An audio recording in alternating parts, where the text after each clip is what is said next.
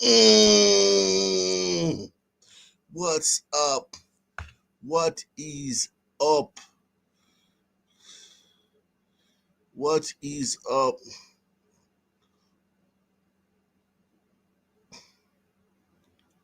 What is up?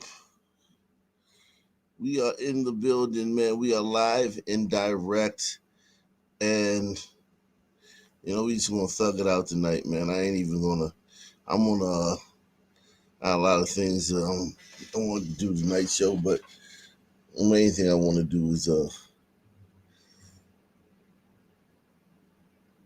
hear from you guys. Hear from the nation, man. Hear from the nation. That's the main thing we want to do tonight. Hear from the nation, man. Let the people come up. I'm working.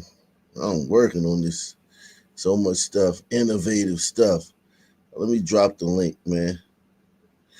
Let me drop the link. Tonight is the people show, man. Everybody's you're welcome to come up, man. Everybody's welcome to come up, man. Everybody, come on up. Even if it's for 2 minutes to 5 minutes, even if it's for 5 minutes, even if it's for 1 minute, come up on the panel. Shout out to Doug Chunks. What's up, Doug? I Doug, go. Can you go to the news right now and see if you're a member? Because I literally been working on making you a member for the last 3 days. I know I called you. I didn't see. Um,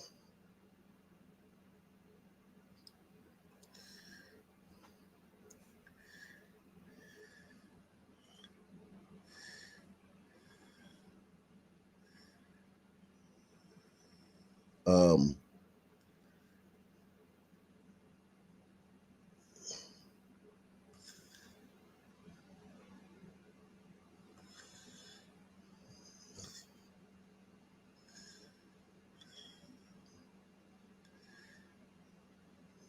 it's just this. I end up doing code when I'm not supposed to be doing code, messing with this AI. I used AI so I wouldn't have to do code. I don't have a code brain.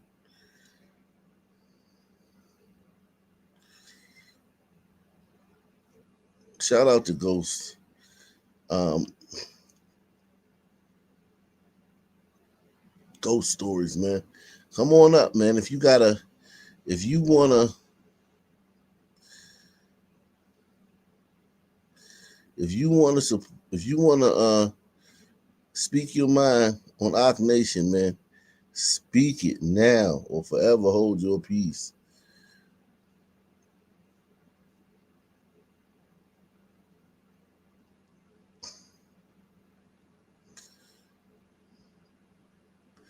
Speak it now. We are in the building.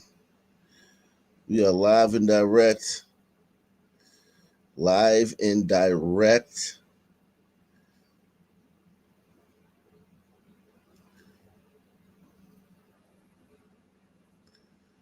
Live and direct. Straight way from the basement.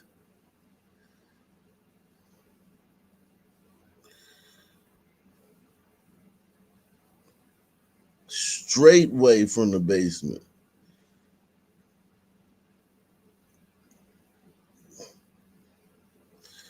We are live and direct. We are coming to you live and direct.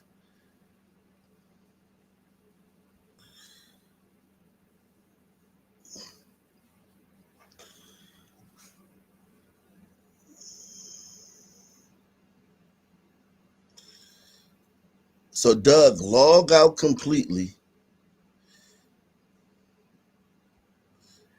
of the site and let me see if you, when you log back in, Jesus Christ. Um,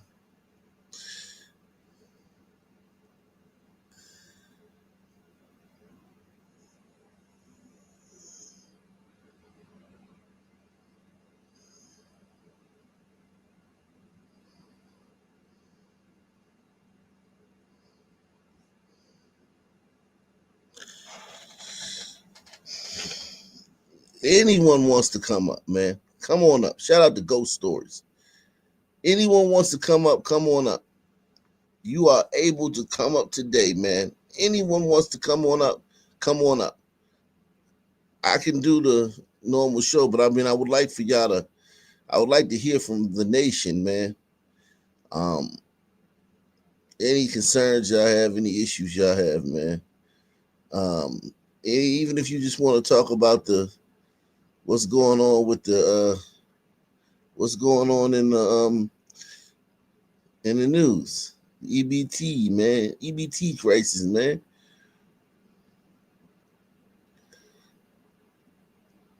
Um, how about this, man? Let me just start the news, man.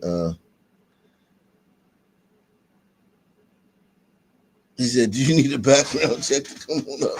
Nah, man, you never needed a background check to come up, man. I don't know where I don't know where that came from. You never needed a background check to come up. All you gotta do is be come on up, man. But let's start. Let's get this party started, man. Mm. A third suspect has been arrested, accused of murdering the congressional intern in D.C. Police say the 18-year-old also killed his 17-year-old girlfriend just days. Yeah, but this intern, white people trying to make this intern seem all innocent. But look, he killed that fish. That intern killed that fish. How do you know that him getting murdered by that sun team wasn't common for killing that fish? White people kill animals all the time. But it's only a problem when black people kill white people. No one talks about that this intern killed that fish. Press one. You ain't gonna hear nothing about what this that fish had a fish family. That fish had a fish family. That fish was part of a school. Fishes go to school. I'm sure his school missed him.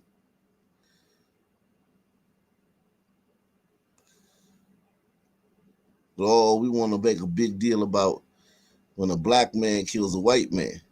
No one wants to talk about a white man killed that fish. No one wants to talk about it.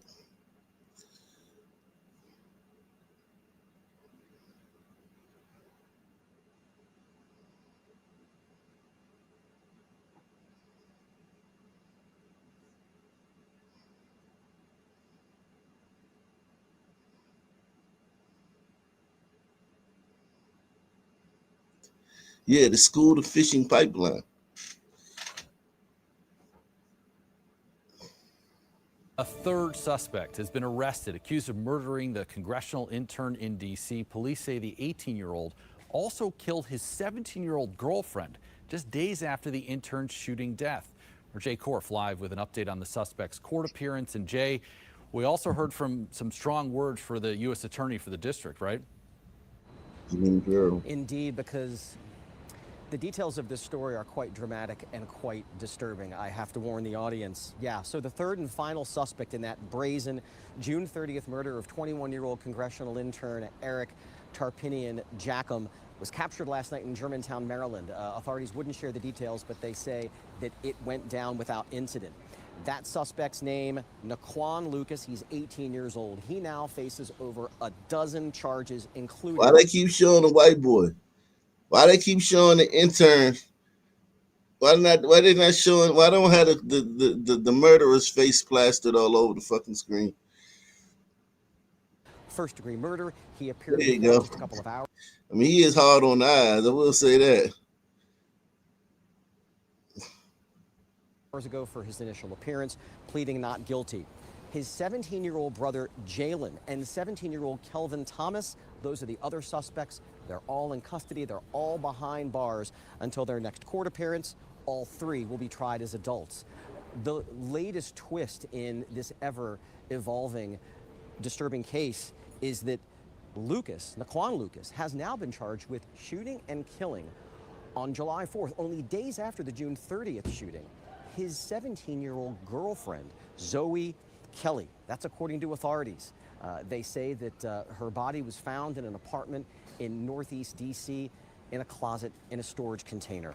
Now, according to court records, it was only days prior that authorities say that the Lucas brothers and Thomas, with masks on, armed with 2 rifles and a 9mm, went driving someone by the convention center around 7th and M Northwest and unloaded dozens of rounds. They hit multiple innocent bystanders. Most are okay, but they ended up killing Eric. In just the last hour, we wrapped up an emotion-filled press conference with law enforcement leaders who told us that they are proud of the investigative work. They're determined to find justice for Eric and Zoe, and they are heartbroken for their families. They were young people full of promise, just beginning to shape their futures with their entire lives ahead of them.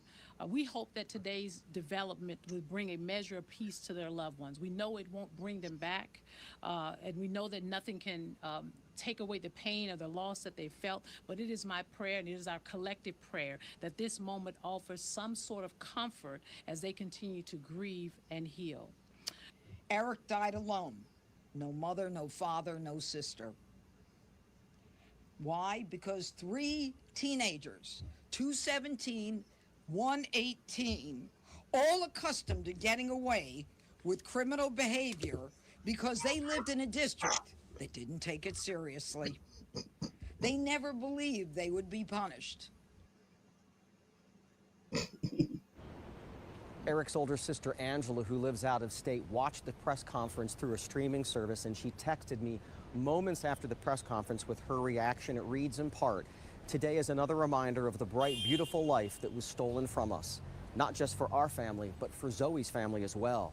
She added that it's good to be a step closer to justice, and that means so much. Finally, she closed by saying, "Eric deserves so much more from this world. We will make sure he's never forgotten."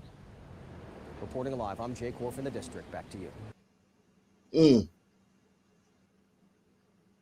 Lower than this time in 2024. According to research shared with I-Team investigator Scott Taylor, each murder cost taxpayers in the district somewhere around $1.5 million, and that doesn't count. We did that story a few years ago. Yeah. These niggas never stop costing money. You throw money into the programs, you throw money into this, you throw money into violence prevention, you build all these state-of-the-art rec centers. You got all these after-school programs, you got this, you got that, you feed them, you clothe them, you give them housing. And they still cost you more money. Lower than this time in 2024. According to research shared with I-Team investigator Scott Taylor, each murder cost taxpayers in the district somewhere around $1.5 million, and that doesn't count the cost to victims' families. Scott is here joining us with the price of murder in the district. Scott? Yeah, I want you to take a look at these numbers. They cost taxpayers in Washington, D.C. every time someone is murdered. You got crime scene costs, hospital expenses, and how much it costs to lock up a killer. When someone is shot and survives, the price tag still climbs to almost $800,000. Gun violence in Washington, D.C. is expensive. The D.C. Justice Lab says it costs the city in the neighborhood of $2 billion every year. It costs Yetta Strouder's 12-year-old daughter her dad. He was gunned down in Ward 8 on 6th Street Southeast, lost his life to gun violence. That was 11 years ago. Since then, his little girl has been raised without his income support to help pay for things like housing, health insurance, clothes, or therapy. He's missed all her birthdays and Christmases, all her first days of school. Can you put a dollar figure to that at all? It's priceless. You know, no money can replace the loss of him, because the older she get, the more I feel like I have to come out of pocket more extra double time. The $2 billion cost to D.C. is estimated to break down to nearly $3,000 per resident and over $106 million directly paid by taxpayers. Peace for D.C., a nonprofit dedicated to ending gun violence in the district, commissioned a report by the National Institute for Criminal Justice Reform to isolate the direct cost of murder in the district. I think one of the most troubling parts of the report to digest is when you look at the metrics, this is an investment in something that does not yield change. We're investing in the wrong end of the continuum. The numbers are shocking. Every homicide costs taxpayers $1.5 million, each individual homicide. And every non-fatal shooting where someone is hit but not killed costs the district just under $800,000 per every individual shooting. The money starts adding up at the crime scene. $7,000 for first responders and $2,500 for cleanup, which adds up to just over $9,000. If the shooting victim lasts long enough to get to the hospital for emergency surgery for a gunshot wound, $87,000. After that, the coroner and victim support services for survivors and families show up for almost $70,000. And then there's the cost of solving the crime. Detectives, evidence technicians, analysis, interviews, and if there's an arrest, at court cost, attorney fees, jury service, including lunch, prosecution balloons up to over $200,000. But all of that is a drop in the bucket compared to the prison bill. If the suspect is convicted and sentenced, locking up the shooter typically runs more than $1 million. And here's another interesting fact.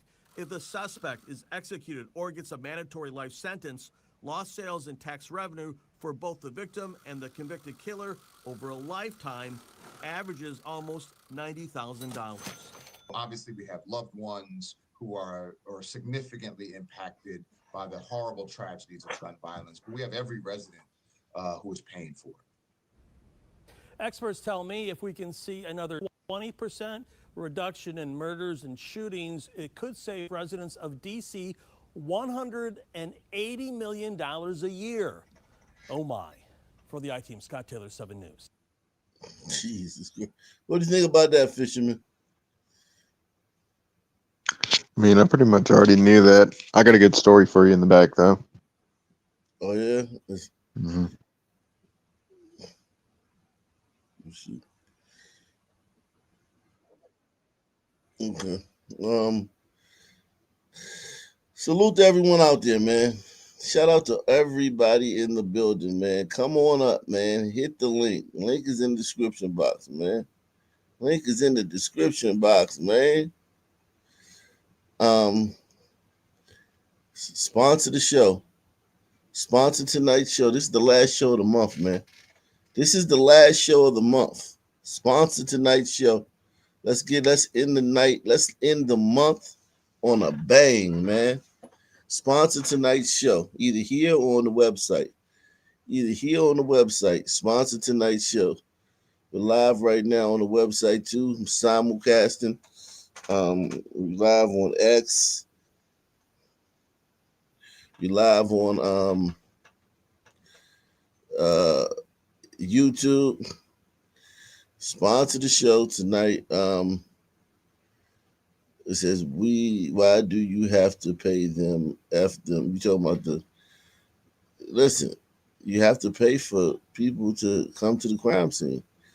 You can't just leave the body there. You got to try to solve the case. Those detectives have jobs. They're paid. Homicide detectives are paid. You pay them. Crime scene forensics, you pay them. That money's already allotted. It's just that you don't think you're gonna have like 200-300 of them a year. Perfect world, like you have like 7 or 8 of them a year. Niggas, you got 300. Depending on the size of the city, you might have 800 a year. That's where the cost comes from. The fact that the surgeon gets paid is not a problem. The surgeon should get paid. The detective should get paid. Everybody should get paid for whatever job they do. It's just that niggas kill so much that it just becomes, you know what I'm saying, crazy. Salute to my man Anthony Madison, Australia. I've been telling you we're gonna get out to Australia for a long time, man. We're gonna get to Australia tonight, man. In the murder of a Ferguson man who reported the rape of his own daughter. 3 family members stand indicted for the murder of Corey Warren, who was gunned down after refusing a bribe to drop charges in a sexual assault case. Our Megan Kernan is live outside the Ferguson Police Department, where prosecutors... Hey, Ferguson, that's not the place where Michael Brown was from, is it? Yeah, I think it's the same one. That's not where evil Darren, what's his name? Darren, the police officer. Hands up, don't shoot. Oh, this is only Darren I know is Darren Sproles. Oh, okay. This is Ferguson, Missouri. Wow. Back to Ferguson, man.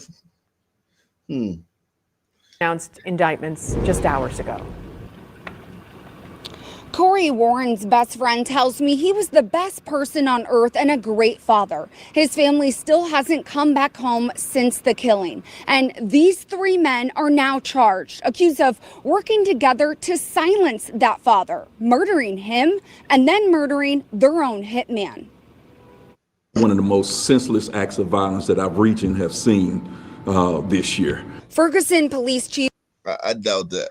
I seriously doubt that. Unless he's talking about this city. He said region. If Troy Doyle says Corey Warren's killing was calculated, cruel, and personal.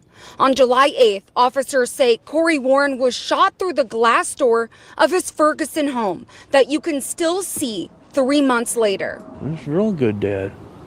You know, I couldn't ask for a better neighbor. Investigators say Warren was shot after refusing a $12,000 bribe to stay quiet about charges against Lavore Harmon, accused of raping Warren's daughter. Prosecutors say Harmon, his uncle Anthony L. Young, and cousin Anthony D. Young. Yeah, smoke all these niggas. Send all these niggas up the river for the rest of their lives. Niggas are dumb, man. Niggas deserve this shit. All you niggas out here killing, trying to be fucking, thinking y'all gonna get away with it, thinking y'all fucking Murder, She Wrote or fucking Matlock and shit. You niggas are not like those type of murderers. You niggas are just idiot murderers. Y'all gonna kill the guy. Y'all gonna bribe him, and when he don't take the bribe, you gonna kill him. Well, then they killed the guy that they hired to kill him. Yeah, and I hope these guys I hope these guys never come home. This is the tack that the black community's got to take, man, and the tack that the conservatives have to take. You know what I mean? How much money you think they had? How much money would you put down that they had a plan to kill each other at some point? I know. The killer was never going to stop. The killer was never going to stop. Look at these people. These people are like 60 IQ best. Coordinated Warren's murder with their associate, Andrew Klaus, who later that same day was also shot and killed. All 3 men now face 2 counts of first-degree murder, armed criminal action, and felonies like statutory rape. I would have never thought something like this would happen around here. Neighbor Hugh Deberly was home the day Warren was killed. Next thing I know, I heard about 4 or 5 gunshots. Then I seen them running across my yard into a car, and they took off. They tried to revive him, and his kids are out there crying. Warren's neighbors remember him as a devoted dad and friend. Well, they took a person's life. You know, a person was trying to do right, and they killed him for it. So they should have to pay too. Prosecutors said this was not being charged as a murder for hire plot, but that could change if evidence points to that. Harmon is held on a $2 million bond in St. Louis County, and the Youngs are in federal custody, also on $2 million bonds each. Live in Ferguson, Megan Kernan, 5 on your side. We stream today's news conference. We need to stop the whole bond thing too. Stop giving these niggas bond. Just stop it, man. Like Stop what how do you think the conversation went when the first guy was like, yo, cuh, I need your help with something? And like, oh, what it is, man? Like, all right, we gotta off this dude.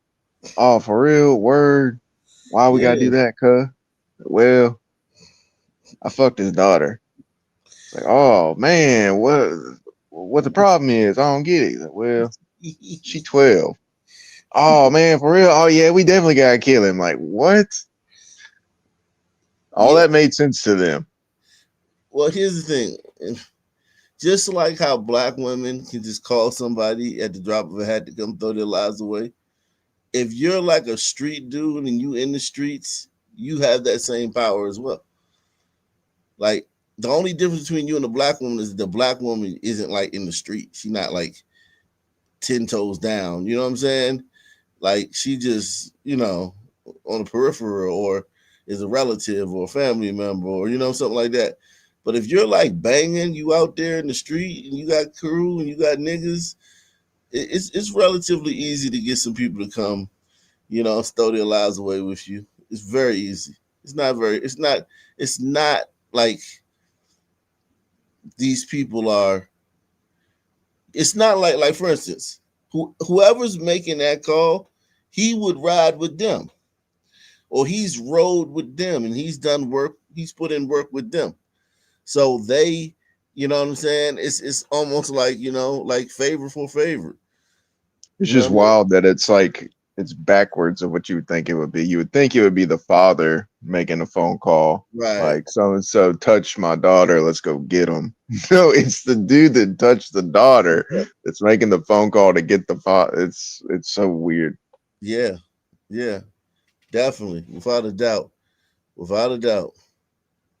New tonight, a man says two women kidnapped him at gunpoint and forced him into sex work. Court records backing up the. What? A man says women kidnapped him? All right, this is gonna be a strange night, man.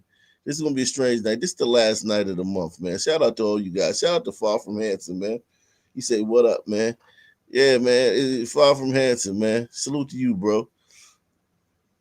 Boy Kachina says, Ock Nation News is diffuse and ruse and tell liars to cruise.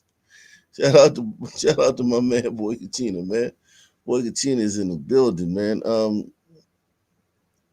Everybody, salute to everybody watching on OckNationNews.com. If you're watching on Ock Nation News, implore you to make a comment in the comment section, man. Get the comment section jumping over there. I know we don't have too many people there right now because everybody's watching on YouTube, but get the comment section jumping. Blah, blah, blah. I'm checking in on that all the time on over there. Salute to you, man. It's the last day of the month, man. Let's get it, man. It's gonna be a wild night, man. Wild night. New tonight, a man says two women kidnapped him at gunpoint and forced him into sex work. Court records backing up the victim's story, and he's sharing it only on 13. ABC 13's Luke Jones is live at the Harris County Jail detailing those 6 days of terror, Luke. Yeah, and what a terror it was. So far, the only charges are aggravated kidnapping, but this man says in reality, he was really the victim of sex trafficking. Why is he laughing? Why is he smiling? He's trying not to laugh at how stupid this sounds. Yeah, get over here, man. Pull out your wiener. Make that money. I mean, we don't know what this guy went through, though, man. It just seems like it is funny though. Like dudes standing on the corner. So far, the only charges are aggravated kidnapping, but this man says in reality, he was really the victim of sex trafficking. Masterminded, he says, by a woman who called herself Cookie, operating out of a North Harris County motel. Like, it was really ghetto. It was scary. A young man who still shudders when he thinks What? about all he endured. For almost a week, he says he was held captive in a room at the Regency Inn on Cypress Station near FM 1960. Forced, he says, to have sex for money. We're blurring his face to protect his privacy. It was a lot of crackheads, like a lot of them, like a lot of sketchy homeless people. A life, he says, he never imagined for himself. One the Harris County Sheriff's Office says he was sucked into October 18th. Jesus Christ. Okay, you ain't gotta use that. That was intentional, bro. Stop.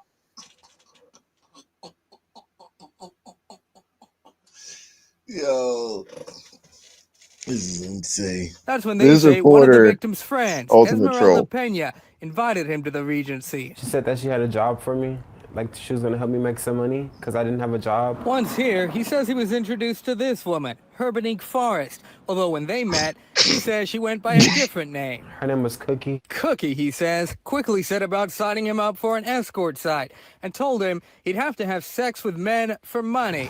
The next day, he says he saw an opportunity to escape and returned home.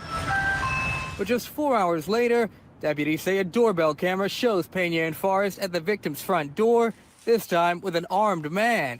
Investigators say they and Nixon Simmons forced him into a car. Yo.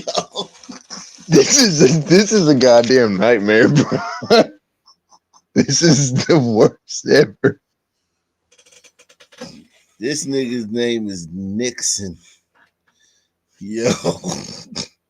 The fuck? Imagine you get away and you get back to your place and you're good. And like 4 hours later, you look on your doorbell camera and it's even worse. Yo, this is insane. Gunpoint. Cookie started beating me, and she was like, "Don't I ever leave again? Like if I ever leave, like she'll blow my brains out." For the next 6 days, he says he was beaten, plied with drugs, and deprived of food. At night, he says he was expected to solicit men in this Ross parking lot, although he says he only ever slept with one. I knew that if I made them money. Oh, shit. Yo. Right, bro. Yo. You only slept with one? I don't know about that. I think Cookie ain't doing all this shit. Yeah, Cookie ain't putting up with just one John. We need Cookie's got fucking work. She's got spreadsheets and timelines. Shit. Nixon ain't playing either, man. I don't think Nixon was going for it either. Cookie definitely ain't going for that shit, but Yeah, Cookie's cooking. Nixon, look at these characters, man. Nah, you turn more than one trick. Yeah, it don't matter if you go left or right. Cookie got her eye on you. I just didn't want. You just trying to sanitize it. Again, like if I ever leave, like she'll blow my brains out. For the next 6 days, he says he was beaten, plied with drugs, and deprived of food. At night, he says he was expected to solicit men in this Ross parking lot, although he says he only ever slept with one. I knew that if I made them money, they would keep making me work for them. They would keep me around. So I just tried not to sleep with anybody. Even so, he says the experience left him drained, and at one point, hoping Forrest would make good on an earlier threat. Like a couple days in, I kind of wanted her to kill me. Like I told her to kill me, like just get it over with. In the end, he says it was his aunt who saved him. October 24th, he says he was able to text her using a phone he'd hidden from his captors, and that she picked him up during one of those nights out in the Ross parking lot. I was just like, yeah, this is not a good place to be at. And the victim says he wasn't the only one forced to do this. One of the suspects, Esmeralda Pena, also beaten and made to walk the streets, he says. Right now, this case still under active investigation. Why you still got that smirk on your face, though, bro? This ain't funny, man. This ain't funny, man. Even though it is funny for us, you're supposed to have more professionalism than to be smirking through the whole damn story, man. Shame on you, brother. Jeez.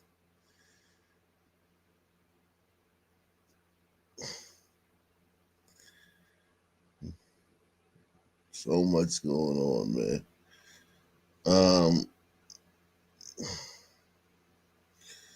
So much going on, and everybody, if you'd like to come up, man, you can come on up, man. You are allowed to come on up. Shout out to Lomingo, man. Well, Mingo in the building, man. Philly, the Philadelphia. That's like he said we in for a wild night. Yeah.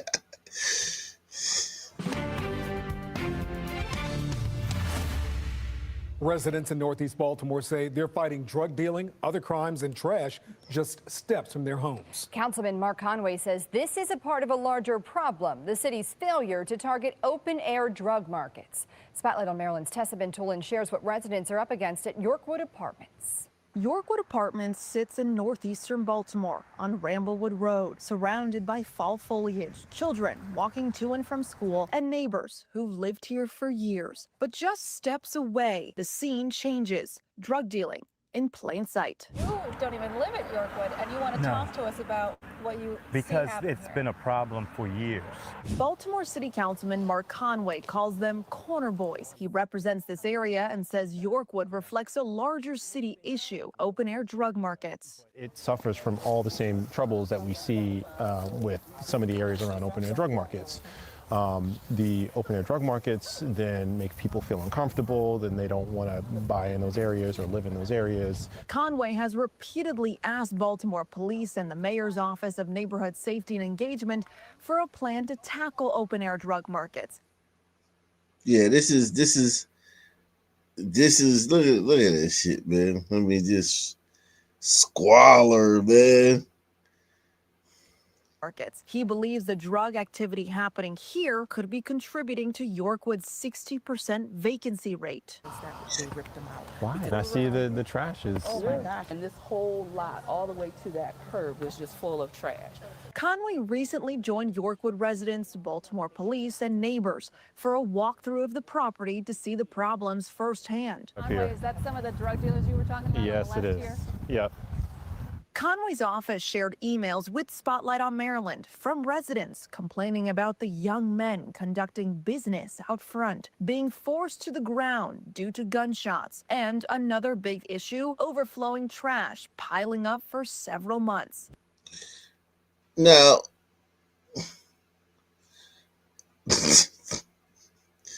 yo, look at. Listen, man, when you black, man, and you gotta live around this shit, man. This is the standard right here. Yeah, this is sad. This is every Sun City looks like this. Cause think about it, Appalachia or trailer park, right? That could possibly look like this, right? Could possibly look like this. There will be somebody that would come and like throw all that shit in the bin. One person would come out there. Or use their truck and haul it off. Blacks wait for the city. They always gonna wait for the city. They're always gonna wait for the man to fix it. For several months, neighbors, including Lauren Matthews, believe illegal dumping is part of the issue. We just can't get any progress in the issue. Spotlight on Maryland found numerous city code violations and citations against Yorkwood since May 2024, most tied to trash accumulation. Several Yorkwood residents did not feel comfortable speaking on camera, but told me they're frustrated and fed up. A nearby homeowner who did not want to be identified echoed those concerns. It is terrible. Yorkwood is terrible. I've never seen apartment development like that. In September, Conway's team emailed the complex ownership group, Pradham Companies, outlining what needed fixing. Pradham responded a few days later with a list of promised improvements. The management company also says they installed these gates in front of the dumping areas across the property to prevent some of that illegal dumping from happening. But as you can see, the trash, it still piles up, and the residents still complain about it. But at the end of September, Conway's office received a letter, this one, from a neighborhood association expressing concerns of loitering and drug activity allowed to take place in plain sight at Yorkwood. Conway says it's another example of why Baltimore needs a comprehensive plan to target open-air drug markets so residents aren't left to face them alone. Spotlight on Maryland reached out to Pradham Companies, asking how it's making sure its residents are living in a safe and sanitary environment but so far, no response. As for Councilman Conway, he says he plans to ask again for a plan to tackle open-air drug markets at an upcoming council hearing. For Spotlight on Maryland, I'm Tessa Bentulin. Hi, I'm Maxine Stryker. Thanks for watching. Don't forget to like this video and subscribe to our channel and check out Fox Baltimore on. Jesus, man. Poor people, man. Poor people. Tonight, we're hearing from the man who recorded this viral video showing a Baltimore police officer trying to run over someone with his patrol car in Park Heights. Fox 45's Keith Daniels has been following this story all night. He joins us live now. Haiti, man. Police and the community. It's looking more and more like Haiti every day. Yeah, man. I mean, cops are probably snapping. They probably can't. You get the snap. I'll give. If I was in charge, I would give this guy a mulligan, man. The way these people, the way these Negroes in this community act, we're lucky more cops don't snap like this, man. Shout out to Gouch Law says 5 for your next trip to Cookies. Nah, man. Cookies sell the wrong thing, man. Cookies sell the Audi. I like the Innie, man. I ain't shopping at Cookies, man. Cookie be the product herself. Yeah, no, I'm good. I'm good on that too. We've learned the identity of the officer involved in that incident. The man seen running in that video says the officer's patrol car struck him, and tonight, the man who caught it on camera. You gonna hit him with the car? Yo, what the bro? Yo, hell no, yo. For some, it's simply hard to believe. Look at it. A Baltimore City police officer caught on video trying to run down a man. If I ain't have it on camera, nobody would have knew. Slick Brown is the one who captured the images with... Nobody would have what now? Slick Nobody would have knew. Brown. Jesus Christ, man. Slick Brown. My God. Caught on video trying to run down a man. If I ain't have it on camera, nobody would have knew. Slick Brown is the one who captured the images with his cell phone camera. The video now gone viral. Almost 1 million views. With nearly 1 million views at this hour on social media. Oh, what the bro? His friend running, the officer in his marked patrol cruiser, chasing him. Coming, Ray hit my man like for no reason. It's like he ain't even make no arrest for real. Like he just tried to automatically hit him. Like he ain't never try to chase him or nothing. Like it's like he was just trying to kill my man out the rip. Like he ain't care about his life or nothing. The incident happened Tuesday evening on Wiley Avenue near Park Heights Avenue. Tonight, police confirming the identity of the officer seen in the video. Robert. I would give him a mulligan, man. Imagine what he's been through. Imagine what he's been seeing. What he's seen. What he's had to endure, man. I just give him what do you call it? Mental health training, man. A. Parks on the force since 2020. His police powers suspended now on administrative duty as an internal affairs investigation is underway. Police Commissioner Richard Worley Thursday on the behavior of one of his officers. It is not what we want our officers doing. It is definitely not what we've been training them to do. And unfortunately, one bad incident like this sets you back months and years to all the progress that we've made. Brown said it all started after the officer saw him and his friends standing on the block. Yeah, man. What the fuck is you niggas doing? Go do something productive. You niggas is, there's nothing good can come from this. At the very least, someone else will come and try to kill y'all and shoot up the block and spray bullets in the people's residences. But more than likely, you guys are gonna do something that's gonna make the environment unlivable and just fucking hellhole. Like, look at all these niggas standing around all day. See, I would nip this shit in the bud. Nip it in the bud. I bring back those old slave codes, man. It's illegal for more than 2-3 niggas to stand on to congregate. The fuck is y'all doing? Niggas in their 30s and 40s and shit just hanging out all day on the corners.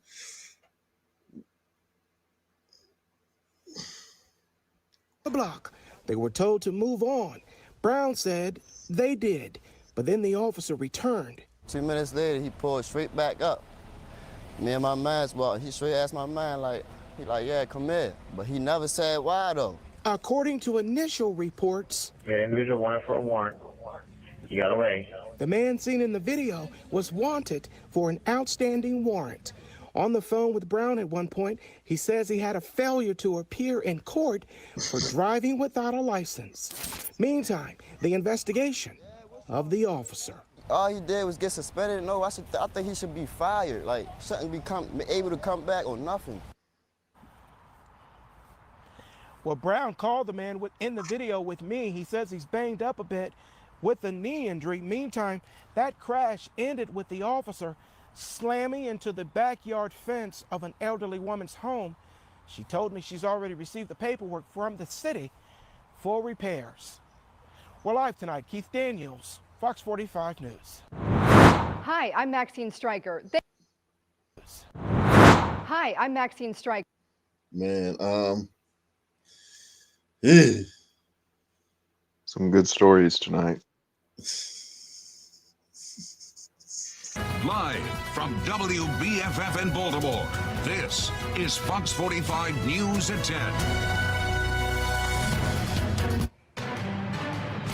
Maryland State Senator Dahlia Attar has been indicted on federal extortion and conspiracy charges, along with her brother and Baltimore City police officer Kalman Finkelstein. The investigation dates back to 2020. According to court documents, Senator Attar recruited the 2 other men to break into her former political consultant's house and set up cameras to record the consultant having an affair. Thank you for joining us. I'm Kai Jackson. And I'm Maxine Stryker. Senator Attar denies any wrongdoing. She was just appointed to the Senate by members of her own party to fill a vacancy in January after serving more than 6 years as a state delegate. And tonight, the appointment process is under scrutiny following this latest indictment. Fox 45's Jeff Abel has that story in a moment. Our team coverage begins, though, with Mackenzie Frost detailing the indictment and the response from Senator Attar. Dahlia Attar, her brother, and a Baltimore police officer are all facing these charges. Federal prosecutors say this blackmail scheme surrounded keeping someone quiet during Attar's 2022 re-election effort. Now her political future is in question. Shocking new details outlined in this newly unsealed federal indictment. Tracking devices on vehicles, recording someone in bed having an affair, all part of the alleged conspiracy and extortion scheme. Prosecutors say Baltimore City State Senator Dahlia Attar, her brother Joseph Attar, and Baltimore City police officer Kalman Finkelstein were involved in. Prosecutors say it dates back to 2020. Attar, her brother, and Finkelstein allegedly put a tracking device on a political consultant's vehicle, secretly filmed her in bed having an affair with a married man, and then threatened to expose the video. Prosecutors also allege the trio threatened to interfere with matchmaking for the woman's daughter. The indictment includes transcripts of text juicy messages crew between stuff. Attar, her brother Joseph, and Finkelstein. Attar allegedly told the group the video of the woman in bed with the married man could be the perfect way to scare her. Attar was worried the consultant would send out mailers to the Jewish community, focusing on her voting record. We have a way that could potentially stop her. Why not at least try? Attar allegedly wrote. The indictment says in December 2021, Joseph Attar reached out to the man involved with the consultant and met up with him at the Green Spring Shopping Center in Pikesville. Attar's brother allegedly told the man, "I have hours of you in bed," with the consultant telling him to don't bring Attar up anymore to anyone. Stay out of this election. Prosecutors allege Attar's brother then threatened to share the video. According to Baltimore police, Finkelstein was actually suspended with pay back in 2022 pending the outcome of this investigation. We've worked with the authorities since 2022 with what they needed. Thursday afternoon, BPD says Finkelstein has now been suspended without pay. Attar was pushing back on the charges and says she looks forward to sharing her side of the story. Her statement says the case centers on the allegations of my former disgruntled employee, adding, "We have yet to see any tangible evidence to support the claim that I knew of any illegal actions taken on my behalf." Attar was first elected to the Maryland House of Delegates in 2018. So she's already throwing the guys under the bus. Because she says there's no proof that I knew of any illegal actions taken on my behalf. Right. It's just my former employees that don't like me are working on my behalf also. Wow. Right. She's gonna get like we always say, she's gonna get 6 months, and the dudes are gonna get like 5-6 years. Illegal actions taken on my behalf. Attar was first elected to the Maryland House of Delegates in 2018. In 2025, Governor Wes Moore appointed Attar to the state Senate, filling a vacancy left by Jill Carter. Surprised it was this particular delegate, and the charges are absolutely awful in a lot of ways. Political analyst John Deedy says Attar's future is in limbo since she's already facing a primary challenge from current state delegate Malcolm Ruff. It's going to be a lot easier today to run for that Senate seat, no matter what happens with these charges. Attar beat out Ruff for the vacant Senate seat during the Democratic Central Committee nomination process before Governor Moore signed off. Attar's attorney, Jeff Ifrah, posted a statement Thursday afternoon attacking the consultant involved in this case. Ifrah says the case is based on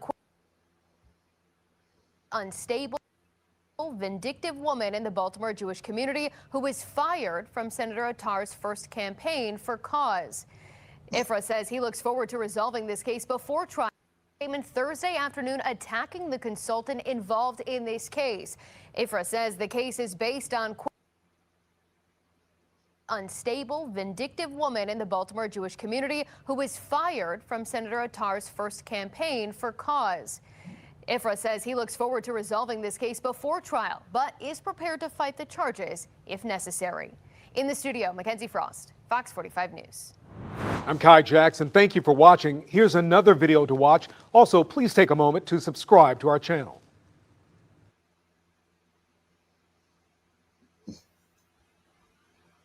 A fight between Baltimore is catching up with Memphis, man. Now that Memphis has the National Guard, Baltimore might be.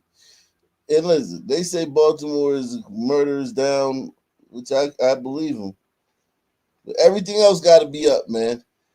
This is the last night of the month, man. Last show of the month. Support the channel. Sponsor tonight's show. Let's end the night on a big note. These sisters, shout out to Boy Kachin. He says, Esmeralda sold your soul in whole for a jelly roll. Yeah, Esmeralda, rough-looking Latina, man. I would have to, keep cruising, man. If that's the best Latina out there tonight, man, I think I'm just gonna call it a Pornhub night, man. A fight between sisters turns bloody, and now one is on the run. Here's Alexa Ashwell with Maryland's Most Wanted. LaToya Wilkins is accused of beating her sister with a hammer. That was nearly a year ago, and now the U.S. Marshal Service needs your help tracking her down. January 24th, 2025, Northeast Baltimore. A child calls 911. How many routes to the Alameda? 4155. And reports her mom had been beaten. Caller states the mother and her sister was fighting. Caller states mother's teeth was knocked out. Officers respond to a home here on the Alameda. Outside, they find a woman with blood-soaked towels. The woman reported she was assaulted by a family member with a hammer. The woman tells officers it all started in the basement of the home. Investigators say the sisters first began arguing, and that's when 36-year-old LaToya Wilkins grabbed a hammer and started beating her sister. The nature of the argument was unclear, but the victim reported to law enforcement that she was struck by her family member in the head and body with a hammer. In court documents, officers noted the woman had serious injuries to her head, face, mouth, and arm, including multiple 1-inch-sized lumps on the top of her head, a large laceration on her lip, and several front teeth that had been broken and pushed back towards her throat. Officers also noticed the woman had lost a large amount of blood. As a result of her injuries, the victim had to be transported to the local hospital. There, investigators seized the woman's blood-soaked clothes. At the scene, officers say they seized 2 hammers and interviewed any witnesses. A warrant was issued for LaToya Wilkins' arrest. The United States Marshal Service has joined the search for LaToya Wilkins. Court records show back in 2022, Wilkins was charged with second-degree assault and a weapons violation. The 36-year-old now accused of beating her sister with a hammer, causing permanent injury. The underlying offense conduct in this case is particularly concerning. Anytime you have an individual who assaults someone else with a deadly weapon, in this case a hammer, there is a public safety concern. That concern is elevated when they're willing to even assault a family member. And for this reason, we're looking to turn to viewers of Maryland's Most Wanted. We hope to develop... Yeah, man. Yeah, that's small potatoes, man. She just beat her sister with a hammer. Knocked all her teeth out. I mean, like, literally, that is small potatoes, man. No tracking devices. Yeah. No secrets. Yeah, nothing really going on in here, man. What do you think about this? How are these people gonna pay their light bill if they can't sell food stamps? Cause y'all know a lot of people be selling their stamps, right? So how they gonna pay their rent? How they gonna pay their light bill? And they can't sell stamps. You know what I'm saying? Like, we all know somebody. What do you think about this? All these people.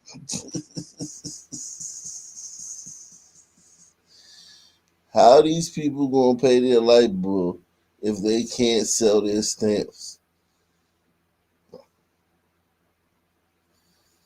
Ma'am.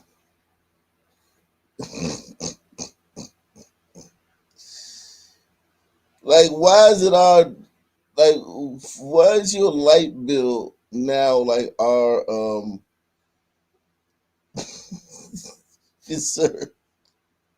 Like, damn, man. Yeah, man. You know what, man? What you thinking about, man? Oh, no, I'm just thinking about how these people gonna pay their light bill now that they can't sell their stamps. Like, like, come on, man. Who gives a fuck? They have to do it. They'll be all right.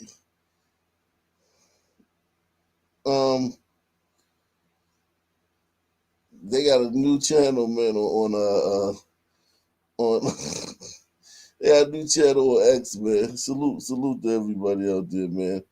Boy Kachina says, like the Pelosi Gimp, happy Halloween.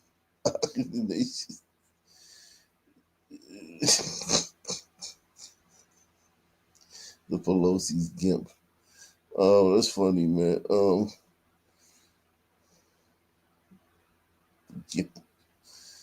That movie, that give you nightmares, man. That movie give you nightmares, man. EBT of TikTok. They had lips of TikTok, now they got EBT of TikTok. Look at this thing, man. Jesus Christ. She's huge, man. And next week, when millions of people are going to have to resort to possibly stealing in order to feed themselves and their families, and the government complains, because they will complain about the crime rate going up, even though they're the ones who fucking did it. Make sure you point your anger at the system and the people at the top, because they're the ones who took the food away from families and poor people and starving children. The poor people just want to eat. They just want to survive like the rest of us. They just want to keep living like the rest of us. So when you see them stealing, because you will, because they're going to have to, make sure your anger isn't directed at the individual. This goes so much deeper. It's time to flip some fucking tables. Yes. Dude, I am shaking in my boots. Jeez. Looked like she had green hair. Whatever. If you had to pick her or Cookie. Her. Cookie out there, man. Cookie been in these streets, man. Yeah, Cookie is sucking fart out of your butt and blow in your mouth though. Yeah, and I'm cool. That. I don't need all that. I never need all of that, man. Yeah, I'm good with Cookie. I think I take that big girl over Cookie, man. Cookie strange, man. Food stamps. You made a video making fun of people whose food stamps are about to get cut off in your work uniform. Employed today, fired tomorrow, and you better not make no damn GoFundMe account. You hear me? Food stamps. You made a video making fun of people whose food stamps are about to get cut off in your work uniform. Employed today, fired tomorrow. Are they firing people now for making fun of people losing their food stamps? Jeez. I don't know if that's true. You guys were just having a No Kings protest, and now you're begging the king for money and food. Don't laugh. It's not funny. You guys were... Oh my God. Go work a job. Go get a job. Stop freeloading. Stop this. Stop that. No. Why are they all fat, yo? Why is everybody on fucking Snap fat? That should tell you something, man. Like, what a great country this is, man. You got all these fat poor people. Poor people shouldn't be fat, but in America they are. In America, poor people are fat.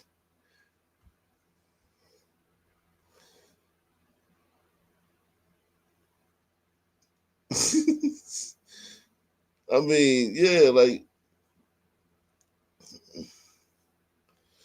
I'm not gonna stop. I'm not gonna stop. Trust me. By December, my benefits will be back on.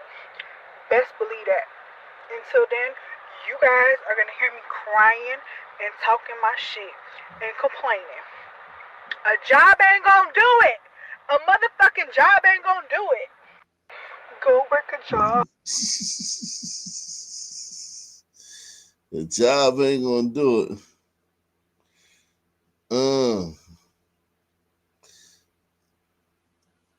Trump, it ain't nothing like niggas been knew how to steal. Like, please, niggas, I'll go steal a whole turkey, bitch, and a ham. Like, what up? I don't know what the fuck wrong with Trump, but I don't know if he want war or not. But niggas is ready. Yo, the internet is not letting up. Y'all got me crying. Like, I ain't gonna lie. Like, it is like, damn, like, dang. Like, niggas don't give a fuck, right? But at the end of the day, it's like, you feel me? I'm mad, but I got food for me. I got food for days. If you know me, you already know how I give it up. Freezer go crazy. But at the end of the day, shit, I go buy it or I go steal it. It ain't nothing. I steal all that shit. Shit, anyway. Y'all ready for the looting? The fuck is going on? I'm in tune this time. I ain't missing this time. Shit, I'm outside. Trump, it ain't nothing like niggas been knew how to steal. Like, please, niggas, I'll go steal a whole turkey, bitch, and a ham. Like, Jeez.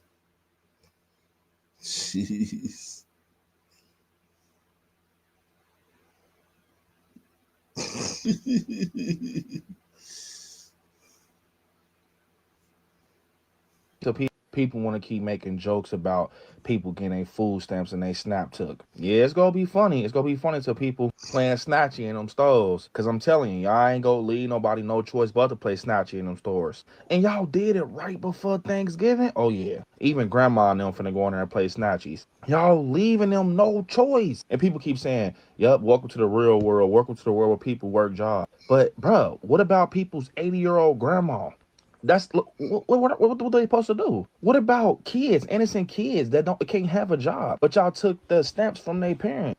I ain't thinking about it, but it's cool though, because it's gonna be, I'm telling you, it's gonna be a real live purge or grocery purge. Y'all thought shit was going bad in 2020? Oh yeah, watch this. I bet you. Walmart, y'all better tighten up on security. Don't have Grandma Deborah at the front with her little Bible and her little bingo card. They running her over. You better not have Grandpa Henry on the corner either, boy. He all looking at the game on his phone. He getting ran over. Because yeah, Thanksgiving coming. You know grandmas how they be about Thanksgiving. They not missing that dressing. They ain't missing them chitlins, them ham hocks. Yeah, people definitely putting hams in their ass. Yeah, people definitely are going to be getting turkeys and they're going in the pants. I'm telling you, it's finna get bad. Yeah. And it's sad because people at Walmart ain't do nothing. People at Kroger's ain't do nothing. Bro, it's the you know what I'm saying? It's the Mint shutdown. They not thinking about the outcome. The worst thing you could do is take somebody's stamps that depends on they stamps. It is crazy. Do y'all really think it's about to be peaches and cream in November? Don't y'all? September. Call it that. It ain't no.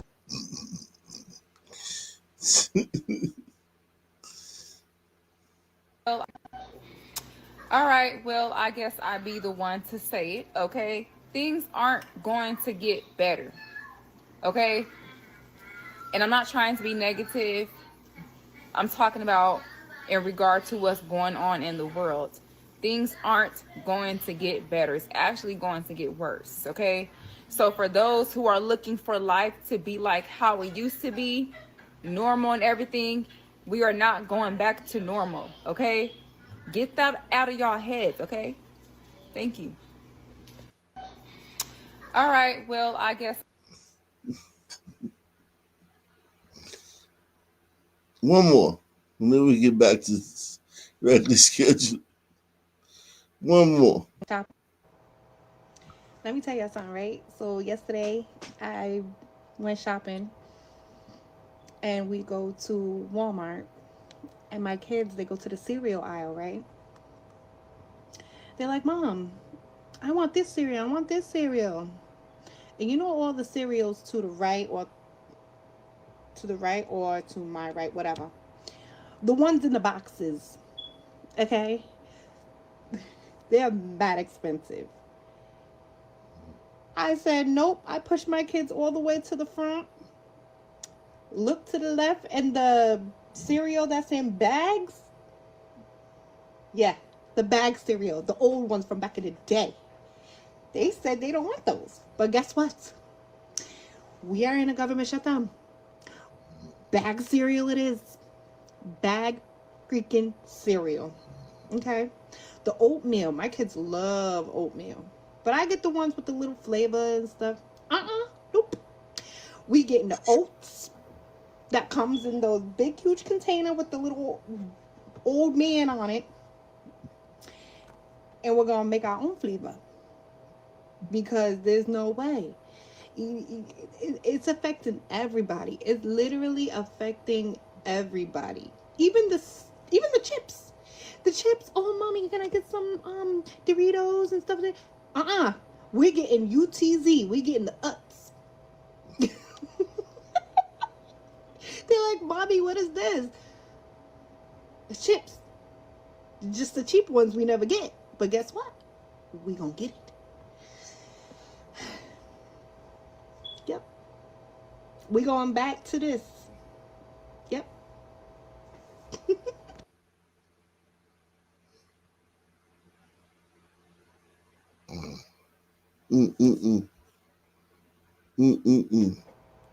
All right, that was enough of that. Now let's go back to regularly scheduled programming, man.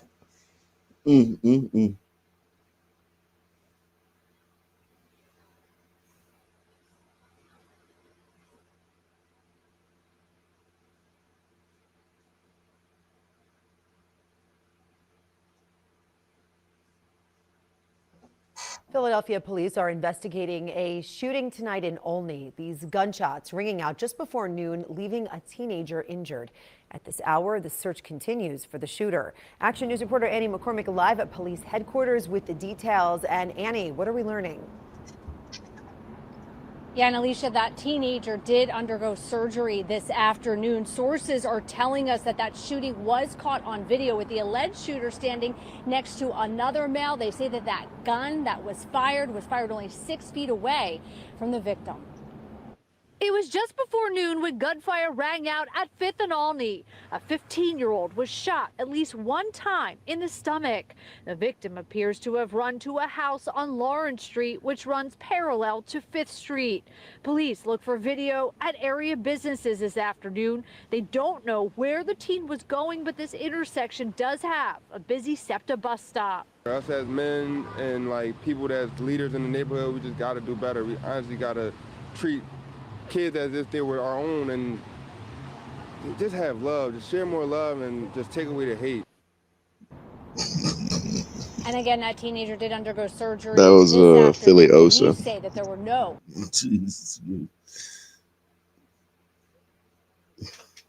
WBTV, police say surveillance video shows a Food Lion employee being attacked after trying to confront two suspected shoplifters. Thanks for joining us here live at 5 o'clock. I'm Jamie Bull. And I'm Kim Anderson. The attack happened earlier this month right here in Charlotte. WBTV anchor Alex Giles has the story. Police tell me this situation escalated very quickly from a theft at a grocery store to a violent attack in a matter of minutes. Look, this is the moment a suspected shoplifter attacks this 18-year-old Food Lion worker, shoving him around in the back room of a store and throwing blows. This happened Monday, October 20th at this Food Lion in the 2200 block of Park Road. I returned to the spot with Detective Ashley Phillips of the Charlotte-Mecklenburg Crime Stoppers. We had two subjects go inside. They went to scan their items at the self-checkout. We had an employee that was just doing his job, decided to go over when he observed them not scanning items. That's when the confrontation began. Surveillance footage shows one of the alleged thieves go face-to-face with the teen employee. They start moving, eventually entering a back room where the tussle begins. One of the alleged thieves throwing blows, even attempting to kick the worker while he is down. The alleged shoplifting accomplice watches while a shopper tries to intervene. It's unfortunate. Any act of violence is senseless. When we have self-checkouts, that it just presents an opportunity for people who are not doing the right thing, thieves, to take items and commit crimes. After the attack, the two suspected thieves casually walk out of the Food Lion as if nothing has happened. What advice do you have for other people who work in businesses like this one and happen to see someone doing something illegal? Yeah, Alex, we want to suggest to everyone that is in the store, that working as an employee, just step back and observe and then collect as much information as you can and call 911 so that way police can respond and you don't have to interfere with someone committing a crime. Get another look at the individuals police are attempting to identify. The surveillance footage has Detective Phillips hopeful that someone will recognize these two. The images and the surveillance, they're very clear. I'm hoping that someone will see it and call it in. We typically get some good tips, and I'm very grateful for that. If you think you recognize either of those people, please call Crime Stoppers. The number to dial is 704-334-1600. You do not have to give your name when you call in, and you could receive a cash reward if you have information that leads to an arrest. Reporting in the WBTV control room, Alex Giles, WBTV, on your side.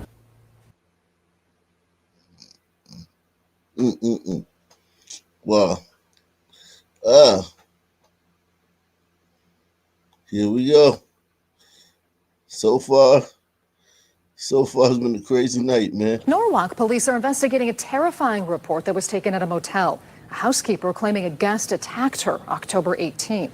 News 5's Maya Lockett explains how police were able to catch that suspect despite no identification.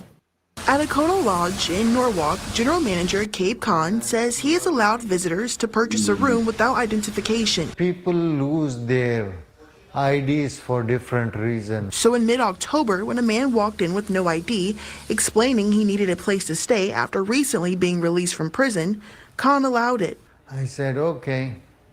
And he promised to be good, which I made a mistake by trusting him that he is going to be a good person. Days later, the motel's housekeeper ran over to his office and told Khan she was violently attacked. Her hairs were all messed up. It appeared to me that something really bad happened with her. He immediately called 911. Norwalk 911, where is your emergency? Somebody tried to rape on the help here, and she's all shaken, she's crying. When police arrived, the victim told them she was forced into a room by a man staying at the hotel. She was able to fight him off and escape, and that's when she ran to hotel management. We later obtained video surveillance footage from a neighboring business that captured the whole incident. This surveillance video later showed a man entering a room. Moments later, screams could be heard. Police didn't know who they were looking for because the motel didn't have his identification, but soon after, they caught a break. Crash had occurred just south of the city of Norwalk. The Huron County Sheriff's Office had requested that we go to the address because the occupant of that vehicle had fled, and we went to the registered owner's address and learned that the vehicle had been stolen from the driveway. The same man from the motel attack had left the vehicle and escaped into a nearby barn where he was arrested. Later, he was identified as 33-year-old Eric Carroll, recently released. Glad is on the board. Gliders on the board. You thought it was a sun man. I know. Press 1 if you thought this was a sun man. Press 1 if you thought that, Gliders wasn't going to make the news tonight, man. Released from prison after serving 10 years for involuntary manslaughter. Khan says the victim is home resting and is just happy she's around to tell the story. She's alive, she's healthy. Carol is in the Huron County Jail and charged with multiple felony charges, including 2 counts of kidnapping, strangulation, grand theft of motor vehicle, and gross sexual imposition. Maya Lockett, News 5.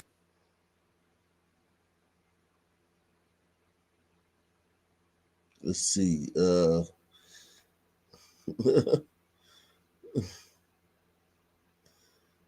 Let's see, man.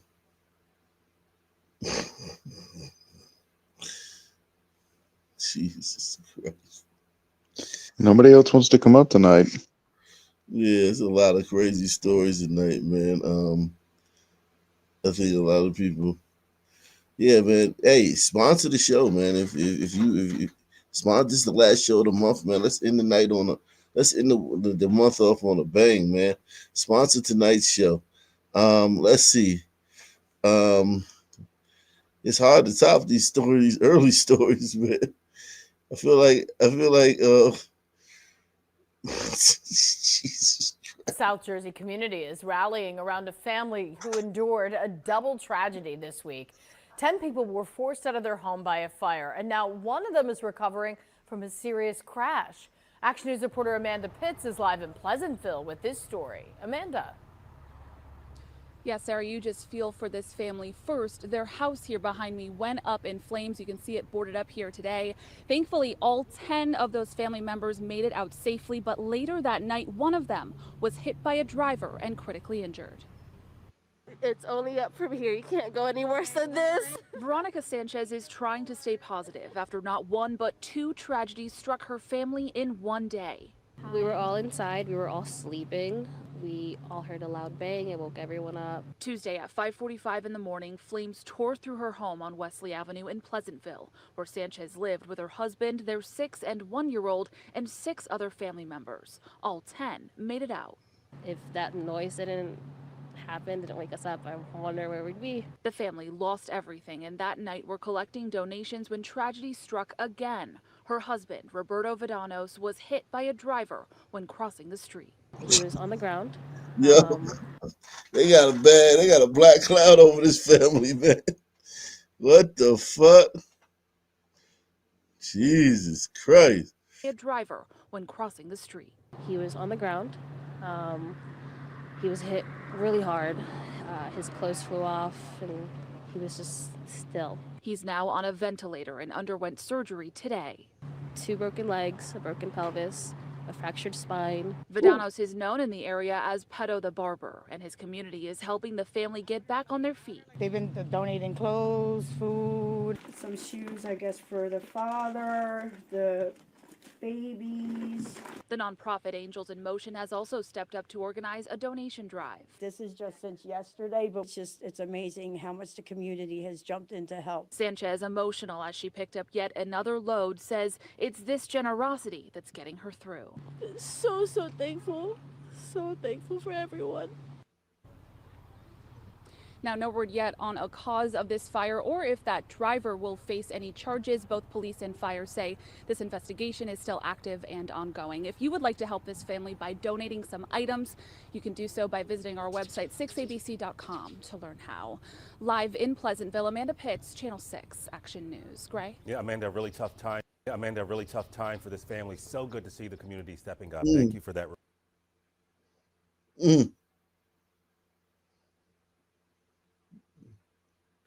Wow. Jesus Christ. New details on the shooting that shut down a stretch of I-95 in Boca Raton yesterday. A woman is now under arrest accused of shooting another driver. Local 10's Roy Ramos is live outside the jail in Fort Lauderdale where that suspect is being held at this hour. Roy? Yeah, Nicole, this all happened during rush hour, so pretty remarkable that there were no other reported injuries. And the woman accused of firing that shot with no prior criminal history, but she is now facing some pretty serious charges. I am going to hold you without bond. No bond for Brianna Evans as the 26-year-old faced a Broward County judge Thursday after Broward Sheriff deputies said she opened fire on another driver while on the lanes of I-95 near Hillsborough Boulevard. You are charged with 1 count attempted premeditated murder, 1 count attempted murder while engaged in a certain felony offense. But in court, her attorney claimed that shot fired was all in an effort to defend herself. She really felt fear for her life, and which resulted in the actions which she did in order to defend herself. My understanding, Judge, and speaking to her, she was being followed by these 2 male individuals. The Broward Sheriff's Office said it was just after 4:30 Wednesday when deputies responded to the shooting on the interstate in Boca Raton that caused massive traffic delays. It's there they discovered this box truck with a bullet hole piercing right through the driver's side of the cab. The man behind the wheel hit in the head. There's nothing to indicate that this person was trying to drive into her. It was her reckless driving that created the dynamic that caused those cars to come together. In court, we learned Evans claimed the truck driver and another passenger with him were following her, and she was in fear for her life. But state prosecutors say it was Evans who was the aggressor. By her own admission, she cut him off because she doesn't like people that don't drive fast enough in the fast lane, causing his car to go into hers, and then to claim she decided to shoot. After Evans and the alleged victim pulled over, investigators said she threatened him again. After he was shot, didn't realize it, pull his car over, go to her car to see if she's okay, to which she threatened him with the gun again. So, again, Evans is being held without bond, but if she is to be released from jail at some point, she has been ordered to surrender her weapons and no longer permitted to drive. As for the victim in this case, surprisingly, he is expected to be okay. For now, here in Fort Lauderdale, Roy Ramos, Local 10 News. So, yeah,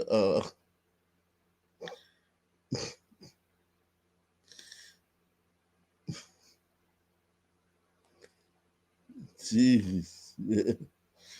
The food delivery driver shot in Mesquite last weekend is recovering in a hospital. Yeah, police have made no arrests and given very little information about the circumstances surrounding the shooting. It happened early Sunday morning just south of the Mesquite Metro Airport. The driver's family wants justice. Fox 4's Peyton Yeager spoke with the family today. Peyton. Heather, and the DoorDash driver, he is awake and talking tonight in the hospital. He was shot multiple times. His family tells me he was able to stumble back to his vehicle and then use Siri on his iPhone to call 911. He is the world to my nieces. So when we received that phone call, obviously, I just begged God not to take him in. He listened to me. Sandra Garcia, thankful her brother-in-law, Manuel of Dallas, survived after being shot multiple times. Manuel, a DoorDash driver, usually... Hold on, her brother-in-law. Why is she in all these pictures with her brother-in-law? Yeah, I'm kind of wondering who the actual daddy is. This is strange. I mean, she's cute, don't get me wrong. She's an Indian, she hit. When the Indians hit, they're very beautiful. Works overnight to make extra money for his wife and 3 young daughters. Now Garcia is trying to raise money for his recovery through this GoFundMe. My sister's been with him since the moment he arrived at the hospital. Maybe it's like twins or something. Either of them, because obviously my sister won't leave his side.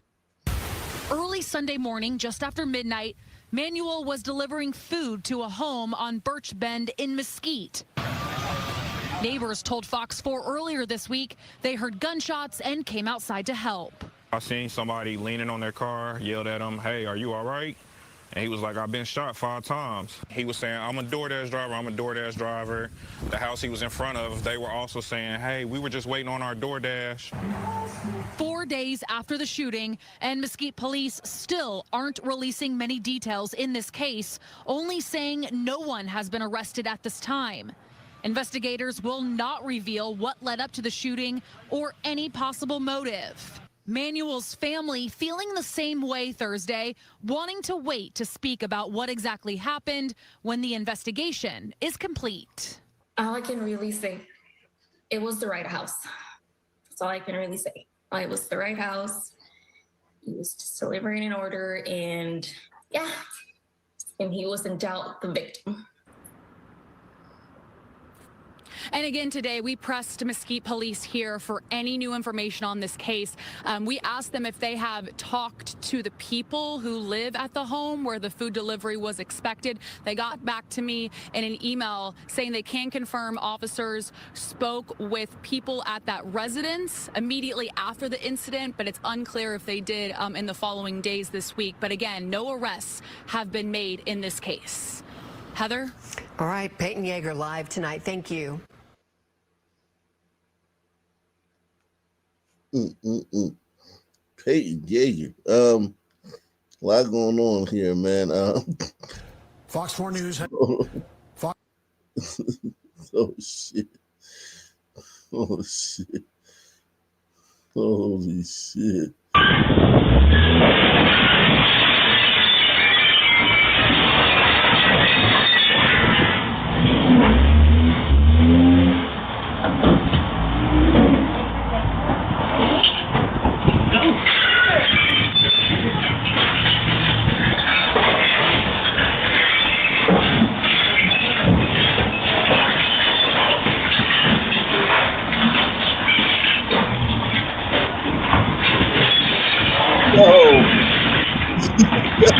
Where they keep coming from?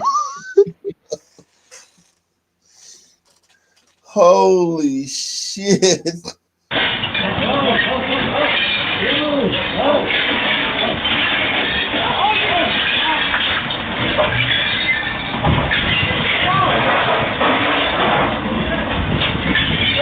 Every day we're closer to Haiti.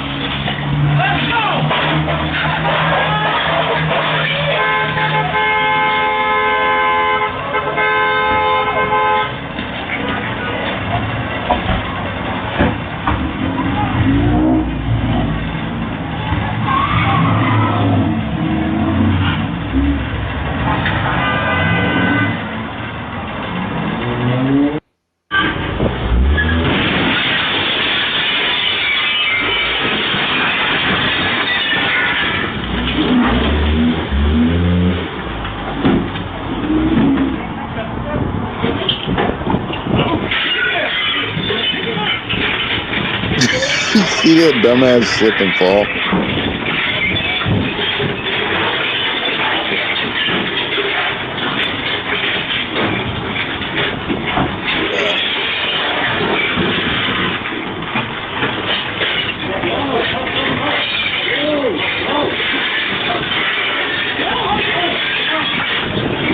National police say that 4 men arrested for a jewelry store robbery over the weekend could be part of a crew that's linked to robberies up and down the state. Police say that the suspects crashed a car into the front of the Side Jewelers on Standiford Avenue about 6:30 last night, and then several suspects jumped into the store, grabbing a large amount of jewelry before they drove off in different vehicles. The city's license plate reader cameras spotted one of those vehicles as stolen, alerted officers. They stopped the suspects, and Nasir Blocker, Antron Crawford, Gangster Lawson, and Nehemiah Miller are all now facing a long list of charges. Turlock police say a 28-year-old man was fatally stabbed Friday morning in what appears to be a targeted act of gang TR violence. is in the back. Who? TR McCoy. What's up, man? What's going on? What are your thoughts, man? Got that bread in my pocket. What up, Ock? Fisherman, president. Man, hey, man, a lot of chaos, man. A lot of chaos. This is like, it's looking like 2022 type shit. Yeah, man. It's supposed to be tough on crime, man. I thought we was being tough on crime. Look at these guys, man. One of them's name is Gangster.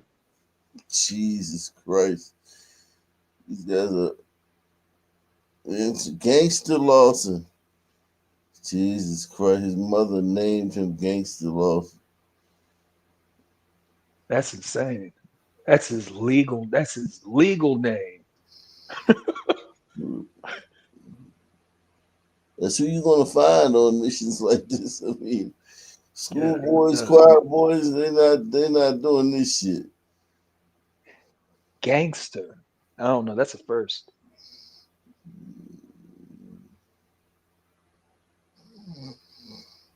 Mm. A long list of charges. Turlock police say a 28-year-old man was fatally stabbed Friday morning in what appears to be a targeted act of gang violence. The attack, captured on surveillance video, unfolded near Lander and Bernal Avenues. Footage shows the victim standing with several men outside a liquor store in the 900 block of Lander Avenue when a black 2003 GMC Yukon pulled up and 3 adult Hispanic males got out. An argument quickly escalated. The victim ran across Lander Avenue with 2 suspects chasing him, and one attacker caught up and stabbed him at least once in the upper body. Officers arrived to find the man, described as Hispanic with life-threatening wounds. He received immediate aid and was rushed to a local hospital where he died. Investigators broadcast the suspect vehicle, which was spotted within 3 hours in the 600 block of Vermont Street. The driver, Manuel Maldonado of Turlock, was detained, interviewed, and booked into Stanislaus County Jail on a deletion charge. Detectives said preliminary information indicates the crime was likely gang-motivated and not random. Police Chief Jason Hedden vowed an aggressive pursuit of the remaining suspects and offered condolences to the victim's family. Records show Maldonado has a prior history in gang-related cases. In 2011, he was arrested after a SWAT-assisted standoff tied to an attempted deletion investigation, later accepting a plea deal and serving a short sentence. In 2020, he was arrested again during a large Norteno gang sweep linked to a rural home invasion robbery that netted guns, cash, and narcotics. Authorities ask anyone with information or video from the area to come forward as the investigation continues.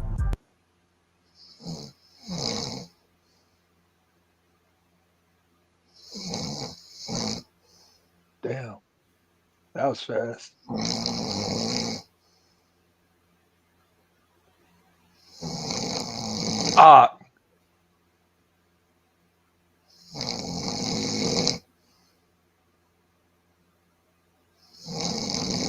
Fisherman, what's up? Oakland says some of the most violent criminals in the area are now off the streets. Today, we learned more about a massive raid that targeted gang members. Prosecutors claim these men are responsible for more than 24 murders in Oakland alone. Here's NBC's Valina Jones.